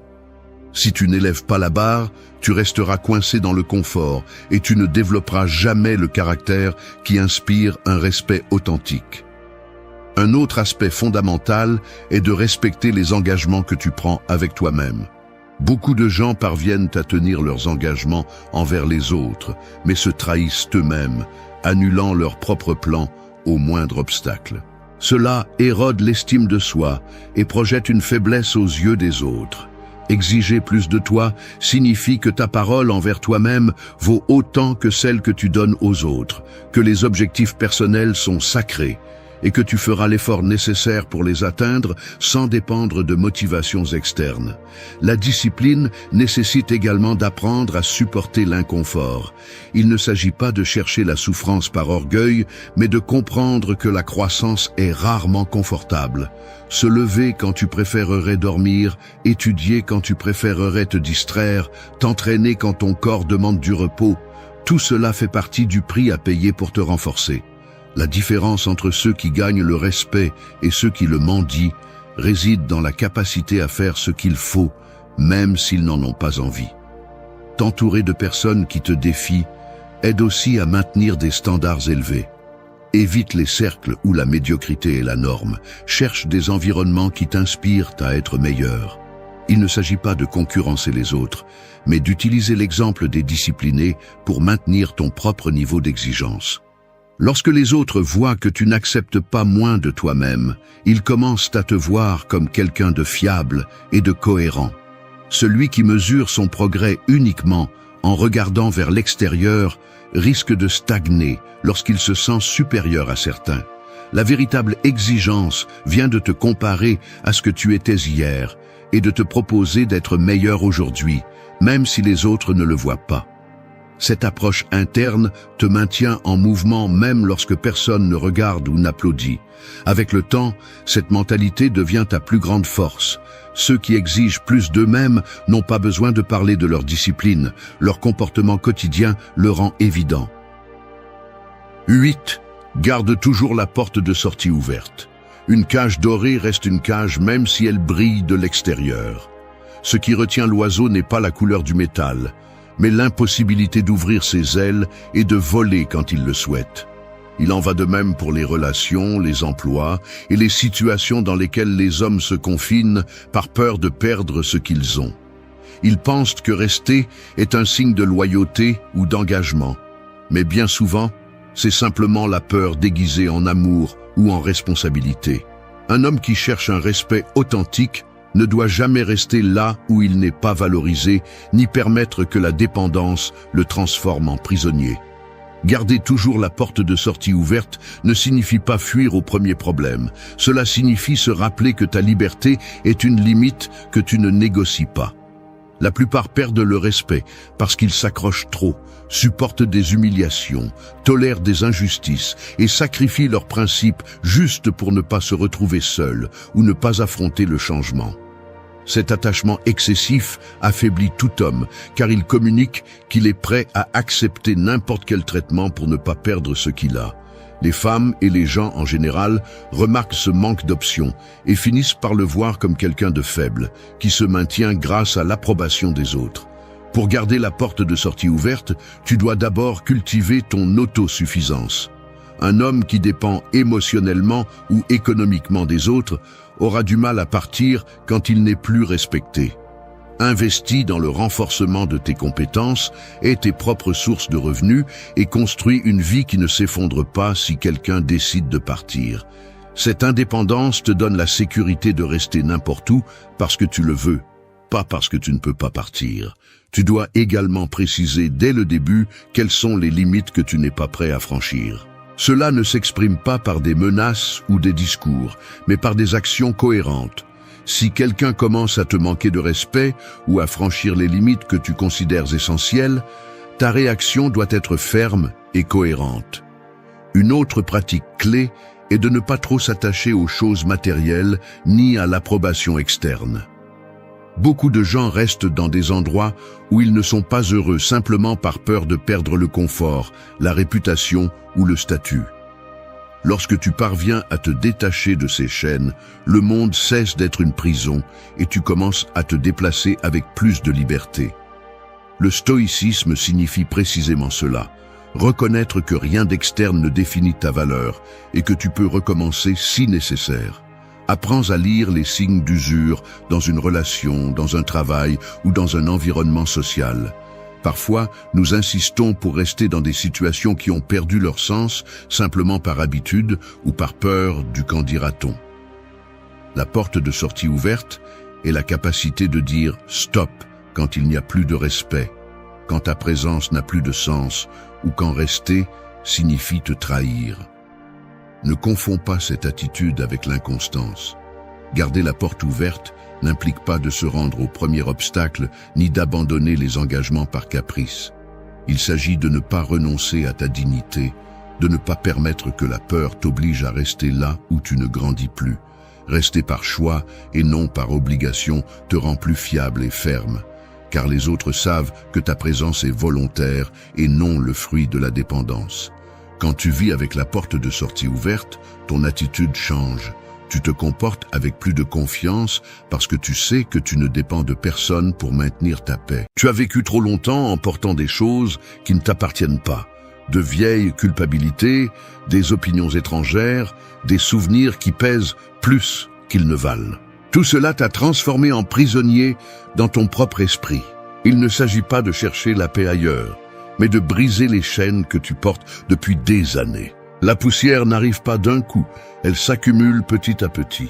C'est ainsi que se forment les insécurités, les peurs et les habitudes qui détruisent la discipline. Ce sont les restes de ce que tu n'as jamais affronté. Les résidus de personnes qui ont laissé des cicatrices, des promesses brisées que tu répètes encore en silence. Tu as respiré cette poussière si longtemps que tu la confonds avec l'air, mais c'est la cause de ton manque de force et de clarté. Aujourd'hui, tu ne vas pas attendre de miracles ni de mots doux. Si tu es ici, c'est parce que tu sais déjà que quelque chose doit changer et personne ne viendra le faire pour toi. Le stoïcisme enseigne que la liberté commence lorsque tu arrêtes de chercher des coupables et décides de te nettoyer de l'intérieur, même si cela fait mal.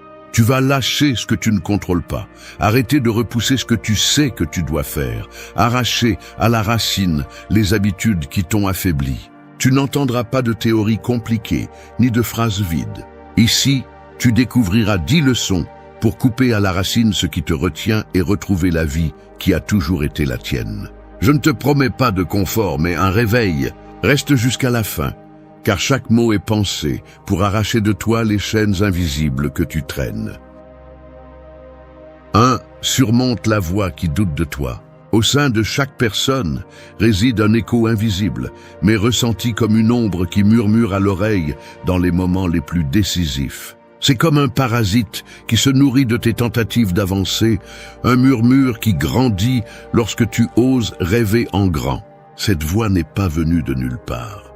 Elle s'est formée avec les critiques que tu as entendues, enfant, avec les échecs que tu n'as pas réussi à surmonter, avec chaque comparaison que tu as faite avec les autres. Elle est restée là, cachée, attendant n'importe quelle opportunité pour te rappeler tout ce que, selon elle, tu ne pourras pas accomplir. Cette voix du doute est plus dangereuse que n'importe quel ennemi externe parce que tu n'as pas besoin que quelqu'un d'autre te sabote, tu as déjà un saboteur vivant dans ta tête. Elle te convainc que tu n'es pas suffisant, qu'il vaut mieux rester immobile pour ne pas te tromper, que les autres sont plus forts et que tu es né pour te contenter. Le stoïcisme enseigne qu'il n'y a pas de pire tyran que celui qui gouverne ton esprit. C'est pourquoi la première étape de ce processus de nettoyage interne est de faire face à cette ombre. Regarde ce qu'elle a accompli jusqu'à présent. Elle t'a fait garder le silence quand tu voulais parler, repousser des décisions importantes par peur de l'échec, renoncer à des opportunités simplement parce que tu ne te sentais pas digne d'elles. Chaque fois que tu as cédé à cette voix, tu lui as donné plus de force, comme nourrir un monstre avec tes propres doutes. Si tu continues à lui obéir, tu vivras piégé dans un cercle où la peur commande et ton potentiel se flétrit sans même avoir lutté. Tu ne vas pas la faire taire avec de jolies phrases, mais avec de l'action. Chaque fois que tu avances, malgré son murmure, tu la rends plus faible. Commence par reconnaître quand elle apparaît, juste avant de prendre un risque, quand tu es sur le point de changer une habitude, quand tu te compares aux autres. Dans ces moments-là, ne crois pas ses paroles. Rappelle-toi que le doute n'est pas une prophétie, c'est juste le reflet de vieilles blessures. Fais de ton esprit un terrain solide. Chaque pensée que tu choisis de cultiver est une brique dans le mur qui sépare ta volonté de cette voie. Écris tes réussites, aussi petites soient-elles, pour lui prouver que tu avances. Entoure-toi de personnes qui ne nourrissent pas ton insécurité, mais qui exigent que tu grandisses. Et surtout, agis même si tu ressens de la peur. Le doute ne disparaît jamais complètement, mais il devient insignifiant lorsque tu l'ignores et continue d'avancer. Celui qui parvient à maîtriser cette voie ne devient pas invincible, mais bien indomptable. Parce que la force ne réside pas dans l'absence de peur, mais dans le fait d'avancer malgré elle. Si tu veux récupérer le pouvoir que cette ombre t'a volé, commence par arrêter de négocier avec elle. Elle ne mérite ni ton attention ni ton obéissance. Chaque jour que tu oses la défier, tu récupères un morceau de ta vie. 2. Brise les masques des autres. Il y a des gens qui vivent comme s'ils étaient des acteurs piégés sur une scène qui ne finit jamais. Ils utilisent des sourires répétés, des gestes calculés, des mots qu'ils ne ressentent pas. Avec le temps, leurs masques deviennent si crédibles qu'ils trompent tout le monde, y compris eux-mêmes. Le problème survient lorsque tu commences à vivre en réagissant à ces masques, en croyant à l'image qu'ils projettent et non à la vérité qu'ils cachent. C'est comme essayer d'embrasser une ombre. Tu n'arrives jamais à tenir quelque chose de réel. Le stoïcisme enseigne que ce qui fait mal n'est pas ce que font les autres, mais ce que tu permets que ces actions provoquent en toi. Lorsque tu te laisses emporter par les apparences, tu perds ton centre. Il y a ceux qui semblent tout contrôler, mais qui se brisent à l'intérieur. D'autres feignent la force pour cacher leur peur. Certains montrent de la gentillesse seulement quand ils ont besoin de quelque chose. Si tu n'apprends pas à voir au-delà du masque, tu finiras par modeler ta vie autour d'illusions. Briser les masques des autres ne signifie pas découvrir des secrets ni confronter tout le monde. Cela signifie te libérer du besoin de leur plaire ou de satisfaire ce qu'ils semblent être. Commence par observer sans juger. Demande-toi si cette personne agit de la même manière lorsqu'elle n'est pas regardée, si sa cohérence se maintient dans différents contextes. Celui qui change de visage en fonction du public révèle la fausseté de son masque. Cette pratique nécessite de l'attention et du silence, car celui qui écoute calmement détecte des incohérences là où d'autres ne voient que de beaux gestes. Une autre étape essentielle est d'arrêter de te comparer à ce que les autres semblent être. C'est l'un des pièges les plus courants. Mesurer ta valeur par ce que tu vois sur les réseaux sociaux, par la façon dont ils s'habillent, par ce qu'ils prétendent avoir accompli. Beaucoup de gens se vantent de victoires pour cacher des défaites et feignent le bonheur tout en luttant contre leur vide. Chaque fois que tu tombes dans cette comparaison, tu cèdes ta paix à une illusion. Remplace cette habitude par de la gratitude pour tes propres progrès, même s'ils sont lents, et par l'engagement d'améliorer pour tes propres raisons, et non pour rivaliser avec des images fausses. Pratique également le discernement dans l'établissement des relations. Ne donne pas ta confiance à quiconque sait feindre le charisme. La confiance se gagne en observant des actions répétées dans le temps, pas avec de jolis mots ou des gestes momentanés. Demande-toi toujours si cette personne agit de la même manière lorsque la situation ne lui est pas favorable, si elle est honnête, même quand cela lui est inconfortable. Apprendre à remarquer ces signaux te protège des déceptions et t'évite de dépenser de l'énergie à essayer de satisfaire les attentes des autres. Enfin, rappelle-toi que briser les masques des autres commence par abandonner les tiens. Tu ne peux pas exiger l'authenticité si tu vis toi-même, caché derrière ce que tu crois que les autres veulent voir. Sois transparent dans tes intentions et ferme dans tes limites. De cette façon, les masques des autres perdront leur pouvoir sur toi. Le jour où tu arrêteras de danser au rythme des apparences, tu récupéreras du temps, de l'énergie et de la clarté pour construire la vie que tu mérites. 3. Lâche ce que tu ne contrôles pas. Il y a des tempêtes qui, même si tu fermes les fenêtres, continueront à frapper contre le verre. Tu peux t'épuiser à crier au ciel pour qu'il arrête de pleuvoir, mais la pluie tombera quand même. C'est ainsi que fonctionne la vie avec tout ce qui est hors de ton contrôle. Les décisions des autres, les injustices du passé, les opinions d'autrui, les revirements inattendus du destin.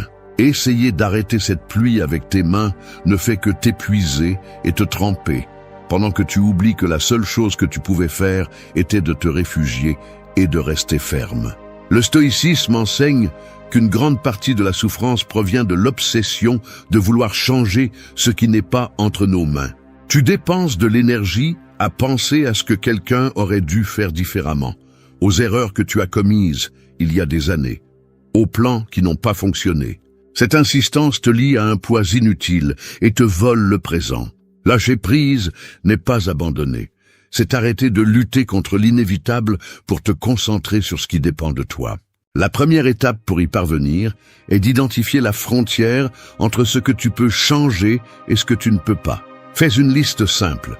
D'un côté, écris ce qui dépend de tes actions et de tes décisions. De l'autre, ce que tu ne peux pas modifier malgré tous tes efforts. Chaque fois que tu remarques ton esprit insister sur ce qui est hors de ta portée, répète mentalement « ceci ne m'appartient pas ». Ce rappel est comme fermer la porte au chaos externe et ouvrir de l'espace pour prendre soin de ton intérieur. Un autre conseil pratique est de limiter ton exposition à des situations qui te volent la paix sans apporter de solution. Si tu passes des heures à discuter sur les réseaux sociaux, à consulter des nouvelles négatives ou à essayer de convaincre quelqu'un qui ne veut pas écouter, tu t'épuises dans des batailles perdues. Consacre cette énergie à renforcer tes habitudes, ta santé, tes relations et ta discipline, car c'est là que tu as une influence réelle. Apprends aussi à accepter l'erreur comme partie du processus. Souvent, nous ne lâchons pas prise parce que nous sommes tourmentés par l'échec et nous ressentons le besoin de corriger ce qui est déjà passé. Le passé est irréversible, mais la leçon qu'il laisse est précieuse si tu décides de l'utiliser pour agir différemment à partir de maintenant. Chaque fois que le souvenir d'une erreur revient pour te tourmenter, réponds-lui par une action présente qui te rapproche de la personne que tu veux être. Enfin, pratique le calme délibéré. Respire avant de réagir, évalue si ta colère ou ton angoisse vont changer le résultat. Si la réponse est non, choisis la sérénité comme acte de rébellion contre ce qui échappe à ton contrôle. Celui qui maîtrise cette pratique ne devient pas indifférent, mais libre. La véritable force n'est pas de contrôler le vent, mais d'ajuster les voiles. Lorsque tu apprends à lâcher prise, tu découvres que le poids que tu portais n'était pas une partie de toi. Tu ne le portais que par habitude. 4. Libère-toi de l'attachement émotionnel. Il y a des nœuds qui ne se voient pas mais qui étranglent tout comme une corde. Ils ne sont pas dans les mains ni dans le cou, mais dans l'esprit. Ce sont les liens que nous formons avec des personnes, des lieux et des souvenirs qui nous ont un jour fait nous sentir en sécurité et qui nous maintiennent maintenant attachés. S'accrocher à ce qui n'existe plus, c'est comme essayer de maintenir un feu avec des cendres. Ça ne chauffe pas, ça n'éclaire pas, ça ne fait que salir les mains. L'attachement émotionnel se déguise en amour, mais bien souvent, c'est la peur de perdre ce que nous connaissons.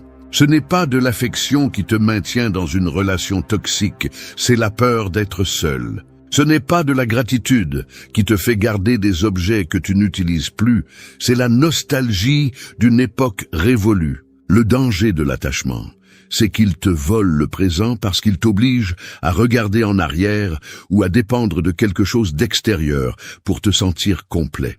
La première étape pour te libérer est de reconnaître les signes. Demande-toi si quelque chose ou quelqu'un détermine trop ton humeur, si ta paix dépend de cette personne qui est d'accord avec toi ou de ce souvenir qui reste vivant dans ton esprit. Lorsque tu découvres cette dépendance, admets que ce n'est pas de l'amour, c'est de l'attachement. Le nommer est la moitié de la bataille parce que tu ne le verras plus comme quelque chose de romantique, mais comme une chaîne qui doit être brisée. Pratique le détachement avec de petites actions mais constantes. Commence par lâcher le matériel qui ne fait que garder la poussière et les souvenirs douloureux. Débarrasse-toi des messages, des photos ou des objets qui ne font qu'alimenter une illusion. Cet acte physique envoie un message clair à ton esprit. Je n'ai pas besoin de porter cela pour avancer. Peu à peu, tu remarqueras que la légèreté extérieure se transforme en soulagement intérieur. Apprends à établir des limites dans tes relations. Dire non quand quelque chose te fait mal est un acte de respect de soi. Arrête de justifier des attitudes qui te blessent simplement parce que tu as peur de perdre quelqu'un. L'affection véritable ne devrait pas exiger des sacrifices qui détruisent ta paix intérieure. Chaque fois que tu définis une limite, tu ne te protèges pas seulement toi, mais tu enseignes aux autres comment ils doivent te traiter. Le détachement ne signifie pas cesser d'aimer, cela signifie aimer sans dépendre. Cela implique de pouvoir profiter de quelqu'un sans avoir besoin de le posséder, de pouvoir se souvenir d'un moment sans s'y accrocher, de pouvoir perdre quelque chose sans sentir que tu te perds toi-même. C'est là la véritable force émotionnelle. Savoir que rien d'extérieur ne définit ta valeur ni ton bonheur. La liberté arrive quand tu comprends que tout dans la vie est temporaire, même la douleur. Plus tu lâches, plus tu laisses de la place pour de nouvelles expériences et des relations saines. L'attachement te lie au passé, le détachement te libère pour avancer. Lâche les nœuds qui t'empêchent de respirer et tu verras comment l'air revient dans ta vie. 5. Transforme le passé en force. Le passé est comme une rivière souterraine qui coule sous tes pieds. Tu ne le vois pas toujours, mais son courant continue de couler et, si tu n'apprends pas à le guider, il finit par déborder dans le présent. Beaucoup se noient dans cette eau qui emporte de vieilles erreurs, des culpabilités non résolues et des souvenirs qui font mal. Mais la même rivière qui détruit peut aussi faire tourner des moulins et donner de l'énergie. La différence réside dans le fait de décider de te laisser emporter par elle ou d'apprendre à canaliser sa force. Nous portons tous des cicatrices, certaines visibles et d'autres que nous ressentons seulement en silence. Il y a ceux qui les utilisent comme des excuses pour ne pas avancer, disant que le mal qu'ils ont subi les empêche de changer. D'autres les transforment en raison de devenir plus forts, parce qu'ils ont compris que la douleur, lorsqu'elle est affrontée, est un maître qui n'oublie pas ses leçons. Ce qui s'est passé dans ton passé ne peut pas être effacé, mais peut être transformé en le fondement qui te soutient. La première étape pour utiliser le passé à ton avantage est d'arrêter de le fuir. Tant que tu continues à cacher les blessures, elles continueront à suppurer. Accepte les erreurs, regarde-les en face sans te justifier ni te victimiser. Les reconnaître ne signifie pas rester coincé en elles, mais en extraire la leçon qu'elles ont laissée. Demande-toi, qu'est-ce que cette chute m'a appris sur moi-même? Quelle décision puis-je prendre maintenant pour ne pas la répéter? Chaque réponse sincère est une brique qui ajoute de la solidité à ton caractère. Un exercice pratique est d'écrire ton histoire avec la vérité que tu as jusqu'à présent évité de raconter. Note les moments qui t'ont marqué, ce que tu as perdu, ce que tu as appris et ce que tu aurais voulu faire différemment. Il ne s'agit pas de revivre la douleur, mais de mettre de l'ordre dans le chaos. Voir les mots sur le papier te permettra d'identifier des modèles qui autrement resteraient cachés. Une fois que tu les reconnaîtras, tu sauras quelles habitudes et croyances doivent rester dans le passé. Après l'avoir compris, tu dois l'utiliser pour forger la discipline. Chaque obstacle surmonté, aussi petit soit-il, prouve que tu as été capable de résister. Rappelle-toi comment tu as réussi à sortir de situations que tu croyais impossibles et utilise ce souvenir comme preuve que tu peux affronter ce qui vient. Si dans le passé tu as supporté des nuits d'angoisse et que tu es toujours debout, cela signifie que la force était déjà en toi. Tu dois juste la réveiller quand tu en as besoin. Il est également essentiel de pardonner, non pas pour libérer ceux qui t'ont blessé, mais pour te libérer toi-même. S'accrocher à la rancune te maintient attaché au moment de la blessure. Mais pardonner coupe la chaîne qui te lie à cette scène. Pardonner n'est pas oublier ni justifier. C'est décider que tu ne permettras pas à cette émotion de continuer à gouverner ta vie. Lorsque tu y parviens, le passé cesse d'avoir du pouvoir sur ton présent. La rivière qui t'emportait auparavant peut devenir le courant qui propulse ton chemin. Chaque larme, chaque échec, chaque erreur devient une partie de la force que tu peux utiliser aujourd'hui pour construire. N'essaie plus d'effacer ton histoire, utilise-la pour te relever plus fermement. Ton passé ne te définit pas, mais il peut forger le caractère dont tu as besoin pour l'avenir que tu désires. 6. Garde l'esprit ouvert au changement. Un esprit rigide est comme un arbre sec qui refuse de se plier quand le vent arrive. Au début, il semble solide, mais une forte tempête suffit pour le briser. En revanche, les arbres qui se penchent avec le vent survivent, parce qu'ils comprennent que céder n'est pas se rendre, mais s'adapter pour rester debout. C'est ainsi que fonctionne la vie. Le changement est inévitable, et celui qui s'accroche à ce qu'il connaît finit par se briser au lieu de se renforcer. Beaucoup de gens préfèrent rester dans des zones de confort, même si elles leur font mal, simplement parce qu'ils savent à quoi s'attendre. Ils pensent que garder tout pareil leur donne le contrôle, mais en réalité, cela les enferme dans un cycle de répétition qui leur vole des opportunités. L'esprit fermé ne permet pas d'apprendre des erreurs, ni de profiter des nouveaux départs. Il reste à défendre de vieilles idées par peur de l'inconnu.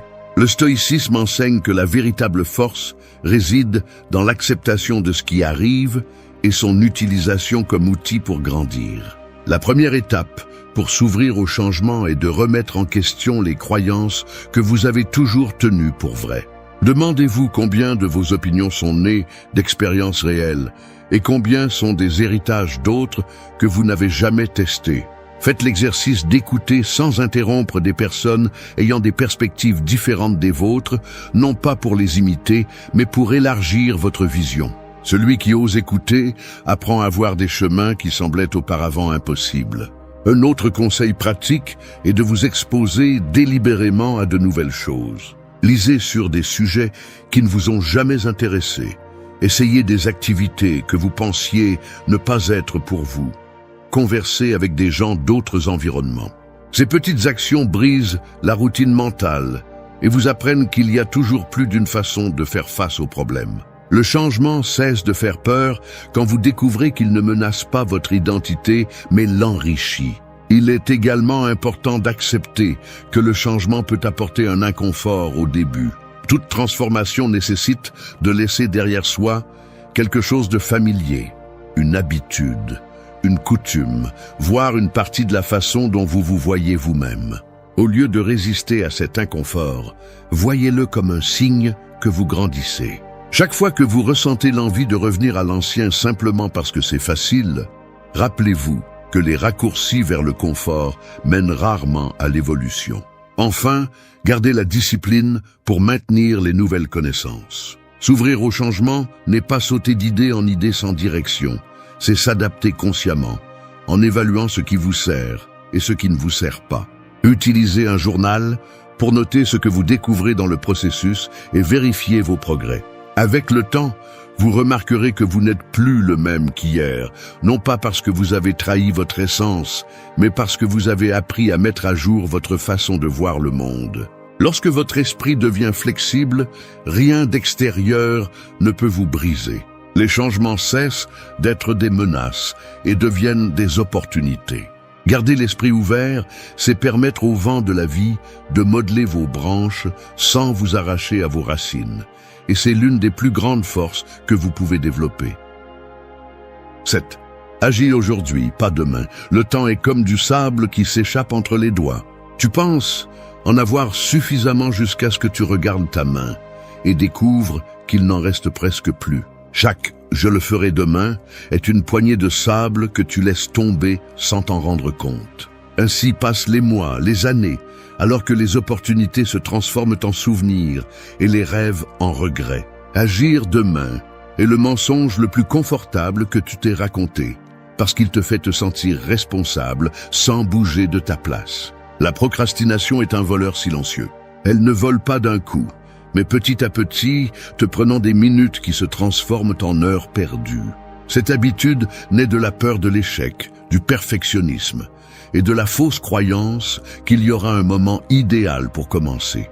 La vérité est qu'il n'y aura jamais de conditions parfaites. Le présent est le seul terrain solide sur lequel tu peux construire. Pour briser ce cycle, tu dois attaquer la racine, l'habitude de remettre à plus tard. Commence par réduire la taille de la tâche que tu évites tant. Si tu dois t'entraîner, commence par 10 minutes. Si tu dois ranger un espace, fais seulement la plus petite partie. L'action brise l'inertie, et une fois que tu bouges, l'élan grandit. N'attends pas la motivation, car la motivation naît après l'action, pas avant. Un autre conseil efficace est d'organiser ta journée la veille. Écris 3 choses qui sont vraiment importantes pour demain et engage-toi à les accomplir sans excuse. Cette pratique évite que l'indécision ne consomme ton énergie le matin.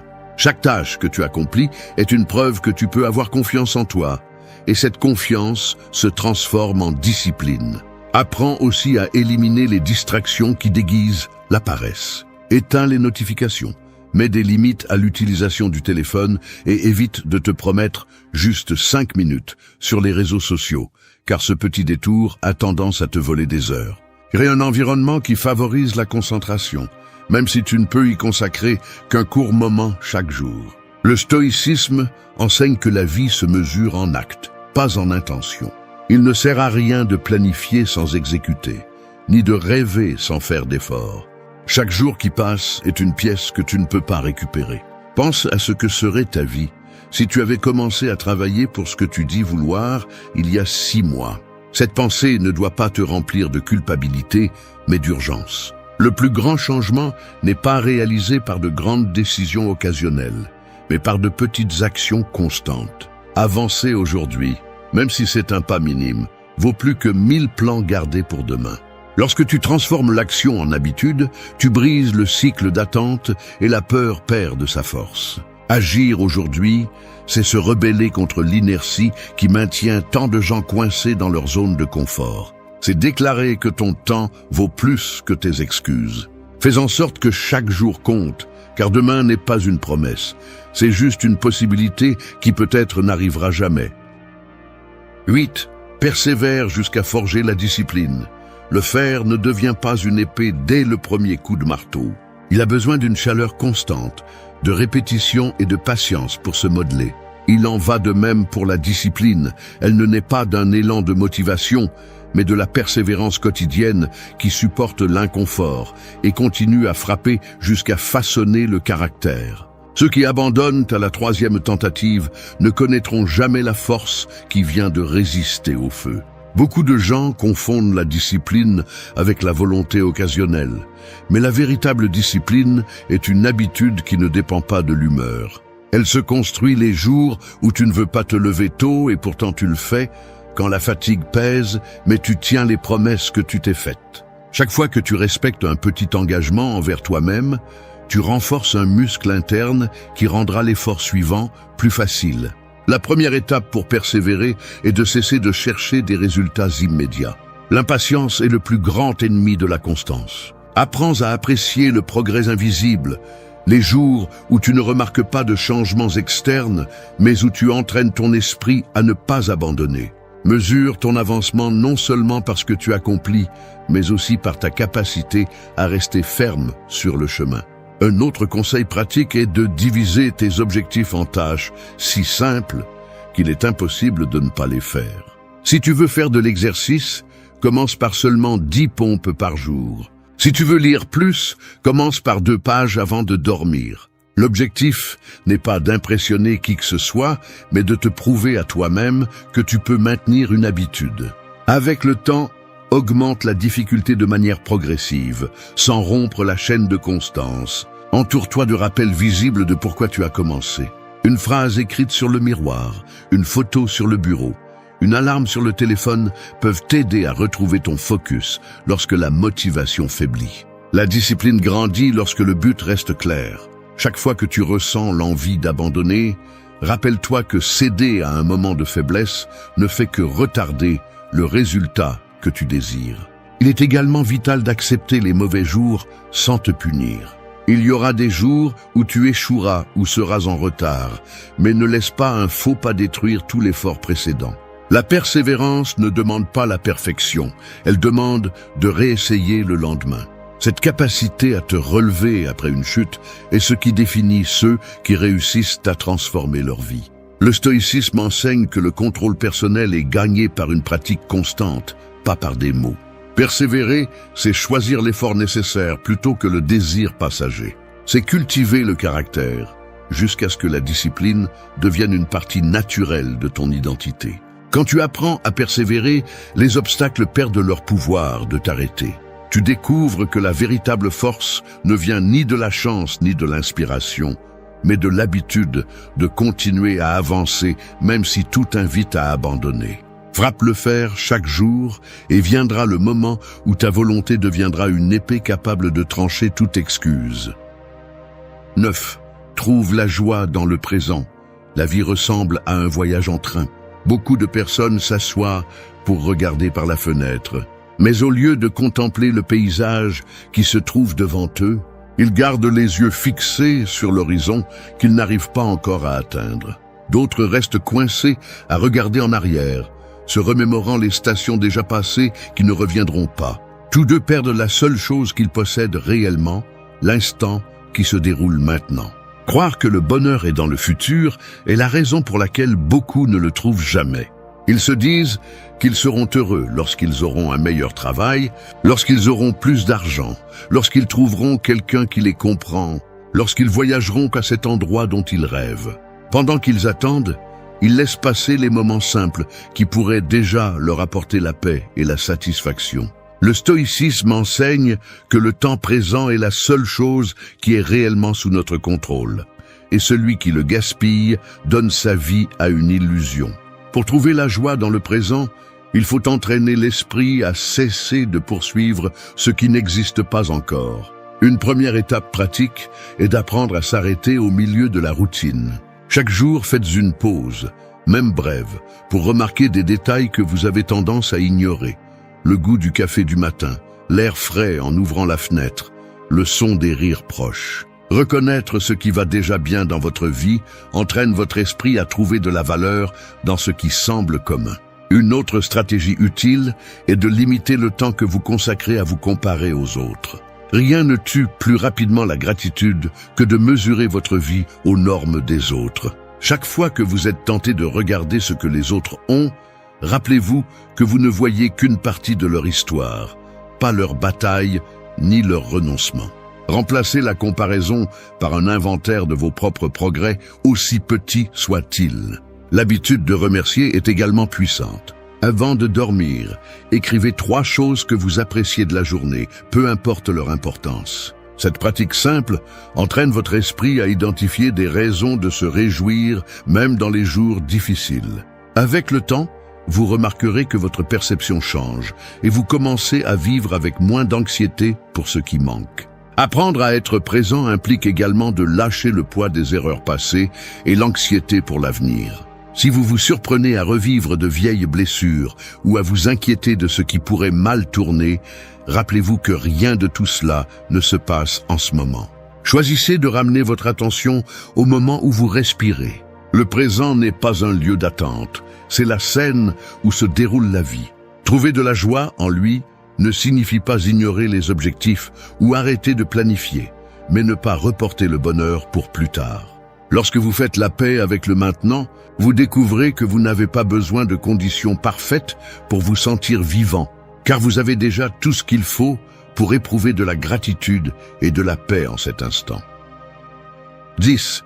Remplace les habitudes qui affaiblissent par celles qui renforcent. La vie est construite à partir des briques que tu poses chaque jour. Certaines sont solides et résistantes, d'autres sont fragiles et se désagrègent avec le temps. Tes habitudes sont ces briques invisibles qui, sans que tu t'en rendes compte, construisent ou détruisent les fondations de ton caractère. Celui qui se sent piégé dans un même cycle d'erreurs n'est pas victime de la malchance, mais des schémas qu'il répète sans les remettre en question. Chaque habitude que tu pratiques en silence laisse une trace dans ton corps et dans ton esprit. Négliger le repos, remplir ton esprit de distraction, manger pour apaiser les émotions ou négliger l'exercice peuvent sembler être de petites décisions, mais lorsqu'elles s'accumulent, elles affaiblissent ton énergie et ta volonté.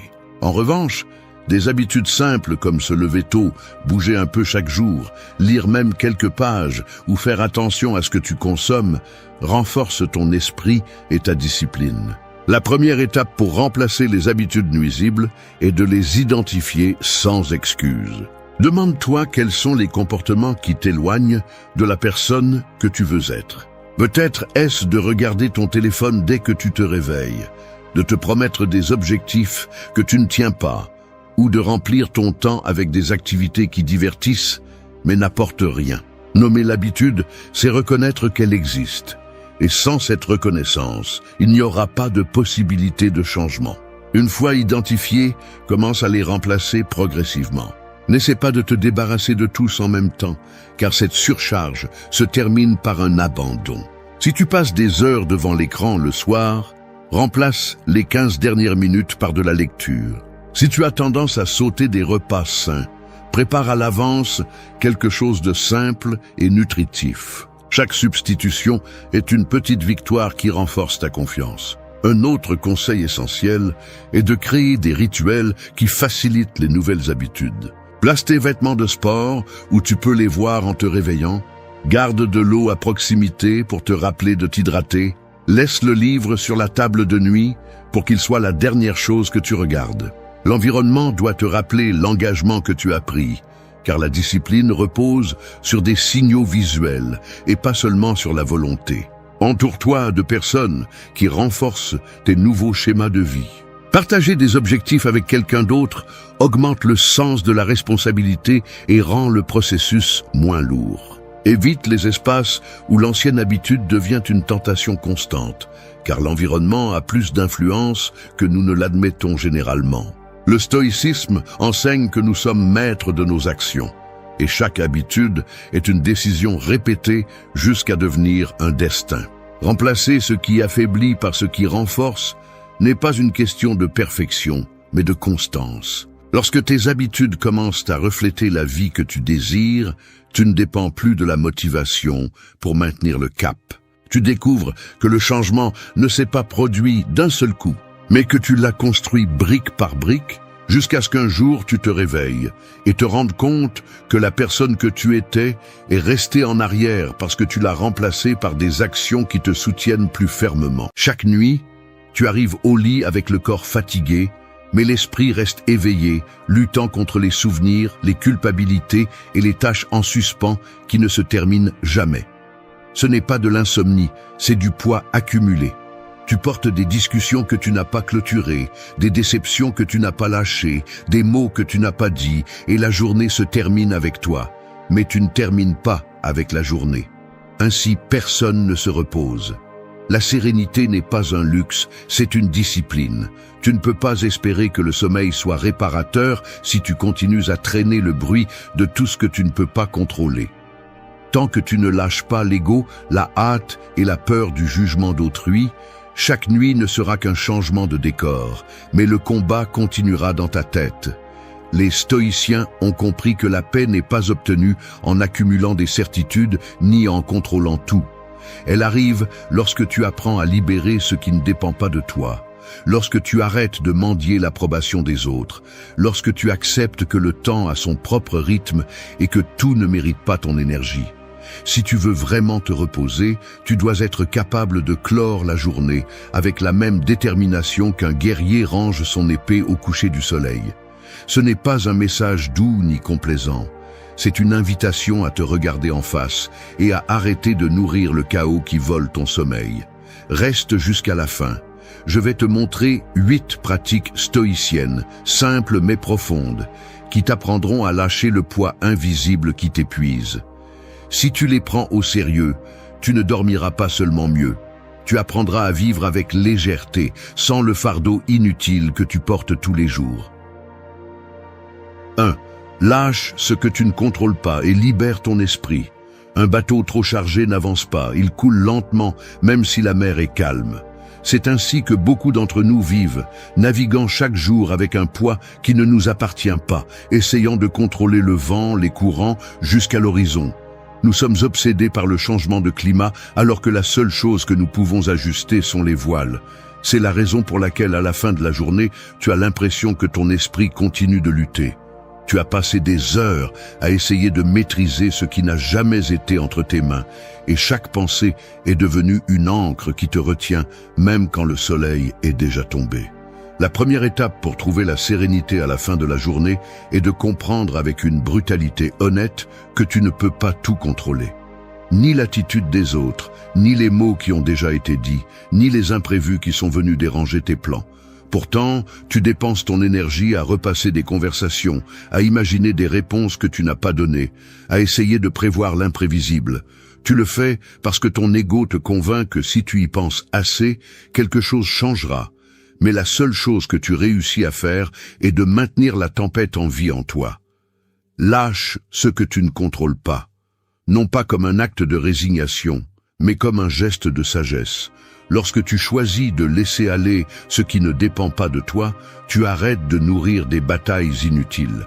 C'est un acte de force, car cela signifie que tu acceptes l'ordre naturel des choses, même si tu ne l'aimes pas, et que tu te concentres sur la direction de la seule chose qui t'appartient, ton esprit, ta réponse, ton prochain pas. Ce n'est pas une belle idée pour se sentir soulagé pendant quelques minutes.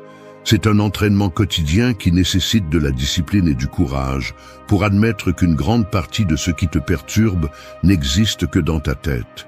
Pense à combien de nuits tu t'es privé de repos en n'acceptant pas un résultat que tu ne pouvais plus changer. Combien de fois as-tu revécu une scène en cherchant à trouver la phrase correcte, comme si le passé allait obéir?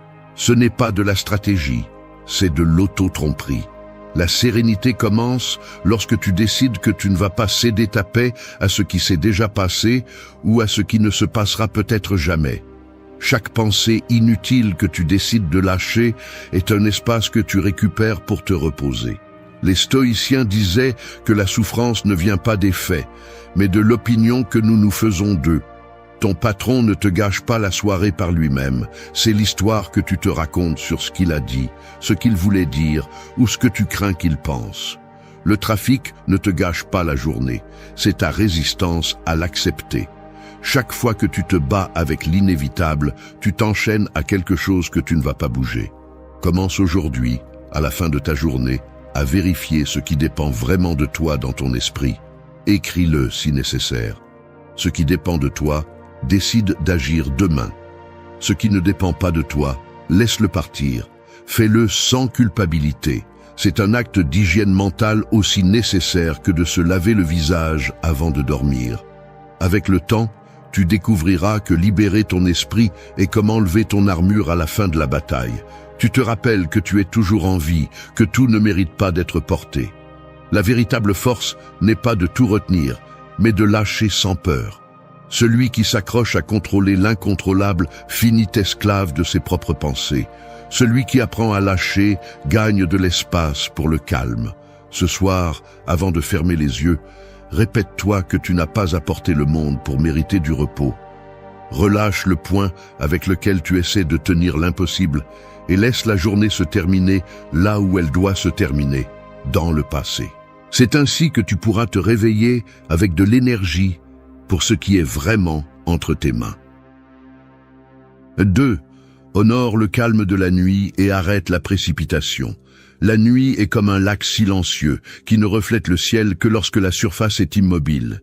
Si tu jettes des pierres dans l'eau, le reflet se déforme, tout comme ton esprit lorsque tu apportes la précipitation de la journée au lit.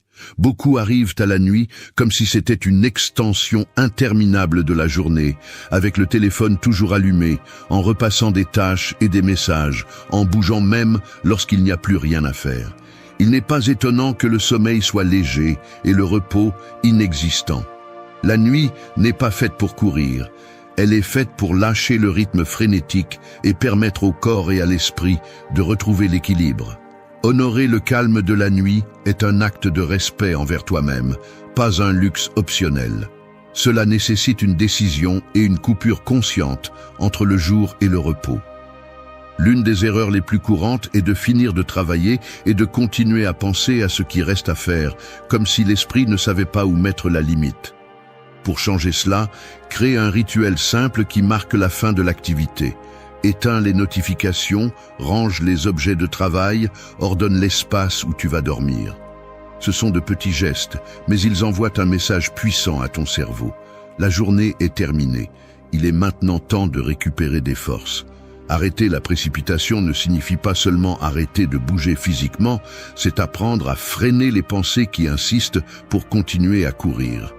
Si, à la tombée de la nuit, tu continues à repasser des listes de choses à faire, c'est parce que tu n'as pas appris à faire confiance à demain. Fais une liste de ce que tu n'as pas fini et place-la en dehors de ta chambre, comme si tu laissais ces charges à la porte avant d'entrer. Ce n'est pas de la procrastination, c'est reconnaître que le repos fait aussi partie de ta productivité et que forcer un esprit épuisé ne résout rien. Beaucoup sous-estiment le pouvoir d'un environnement calme. Si tu rentres à la maison et que tu gardes les lumières fortes, le bruit de la télévision ou des réseaux sociaux allumés, tu continues à nourrir la même précipitation qui te fatigue. Diminue la lumière de ta chambre, réduis les bruits, ralentis même le rythme de ta respiration. Tout cela rappelle à ton corps qu'il n'est pas en mode alerte, qu'il n'a plus à lutter contre le jour. Il est également important de respecter le temps de déconnexion. Le téléphone et les écrans sont des ennemis silencieux du calme nocturne. Si tu veux dormir sereinement, fixe une limite. Au moins 30 minutes avant de te coucher, laisse ton appareil hors de portée. Ce geste simple est une déclaration de priorité. Ta paix vaut plus qu'une notification. Un conseil stoïcien que tu peux pratiquer est de méditer quelques minutes au crépuscule. Il n'est pas nécessaire que ce soit compliqué. Il suffit de t'asseoir en silence et de reconnaître que la journée a accompli son cycle. Demande-toi ce que tu as bien fait, ce qui ne dépend plus de toi, et ce que tu peux lâcher avant de dormir. Cette réflexion nocturne n'est pas un exercice spirituel abstrait. C'est un outil pratique pour régler tes comptes avec la journée et ne pas emporter de dettes émotionnelles au lit. La nuit doit devenir ton allié, pas un théâtre où tu continues à lutter. Honorer son calme, c'est arrêter la course qui ne finit jamais, même si ce n'est que pour quelques heures, pour te rappeler que tu n'es pas une machine à produire, mais un être qui a besoin de pause pour continuer. Si tu veux vraiment te reposer, n'attends pas que ton corps se rende, anticipe et décide de freiner. Dans cette pause volontaire, tu découvriras que le silence nocturne n'est pas vide. C'est l'espace où l'esprit trouve refuge, et le cœur, un répit qu'aucune réussite diurne ne peut offrir. 3. Réfugie-toi dans le silence qui restaure l'âme. Le silence est comme cette terre fertile qui semble vide à première vue, mais où les graines poussent sans que personne ne les voie. Il est discret, invisible et pourtant puissant. La plupart des gens le craignent parce qu'ils confondent silence avec solitude et solitude avec abandon. Mais le silence n'est pas un ennemi, c'est un sanctuaire que peu savent habiter. Quand la journée se termine et que tu ne trouves pas de repos, ce n'est pas parce qu'il te manque du temps, c'est parce que ton esprit est encore saturé de bruit, de voix extérieures et de pensées qui ne cessent de répéter ce qui ne peut plus être réparé. Se réfugier dans le silence ne signifie pas fuir le monde, mais créer un espace où rien d'extérieur ne dicte ton humeur. Pense à combien d'heures tu passes à écouter les autres, collègues de travail, journaux télévisés, réseaux sociaux, discussions d'autrui. Tout cela s'accumule dans ton esprit comme la poussière dans une pièce fermée. Le silence fonctionne comme ouvrir les fenêtres et laisser entrer l'air frais. Pour que le silence devienne un véritable refuge, tu dois le conquérir de manière pratique. Commence par éteindre les distractions qui ne t'apportent rien.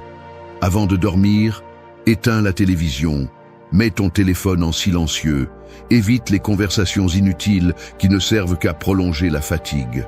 C'est un geste simple, mais c'est le premier pas pour permettre au silence de prendre la place qui lui revient. N'attends pas de ressentir le calme pour chercher le silence. Cherche-le précisément quand ton esprit est le plus agité. Assieds-toi, même si ce n'est que pour 5 minutes, et laisse le bruit de la journée se dissoudre. Au début, cela te semblera inconfortable. Ton esprit essaiera de le remplir avec des soucis ou des souvenirs, mais si tu restes ferme, tu remarqueras comment peu à peu cet inconfort se transforme en soulagement. La pratique stoïcienne de la réflexion silencieuse peut t'aider. À la fin de la journée, consacre quelques minutes à revoir tes actions sans te juger ni te punir, juste en observant. Demande-toi quelles décisions tu as prises avec sagesse et lesquelles tu n'as pas prises, mais sans en faire un jugement, mais plutôt un apprentissage. Cet exercice donne une direction à ton silence et évite qu'il ne devienne une rumination improductive. Tu peux également incorporer des moments de silence pendant la journée pour qu'ils ne deviennent pas quelque chose d'étrange la nuit. Marche sans écouteurs pendant quelques minutes, mange sans regarder ton téléphone, écoute le son de l'environnement sans ressentir le besoin de le remplir avec de la musique. Ces courts moments préparent ton esprit à mieux se reposer à la fin de la journée, car le silence cesse d'être quelque chose d'étranger et de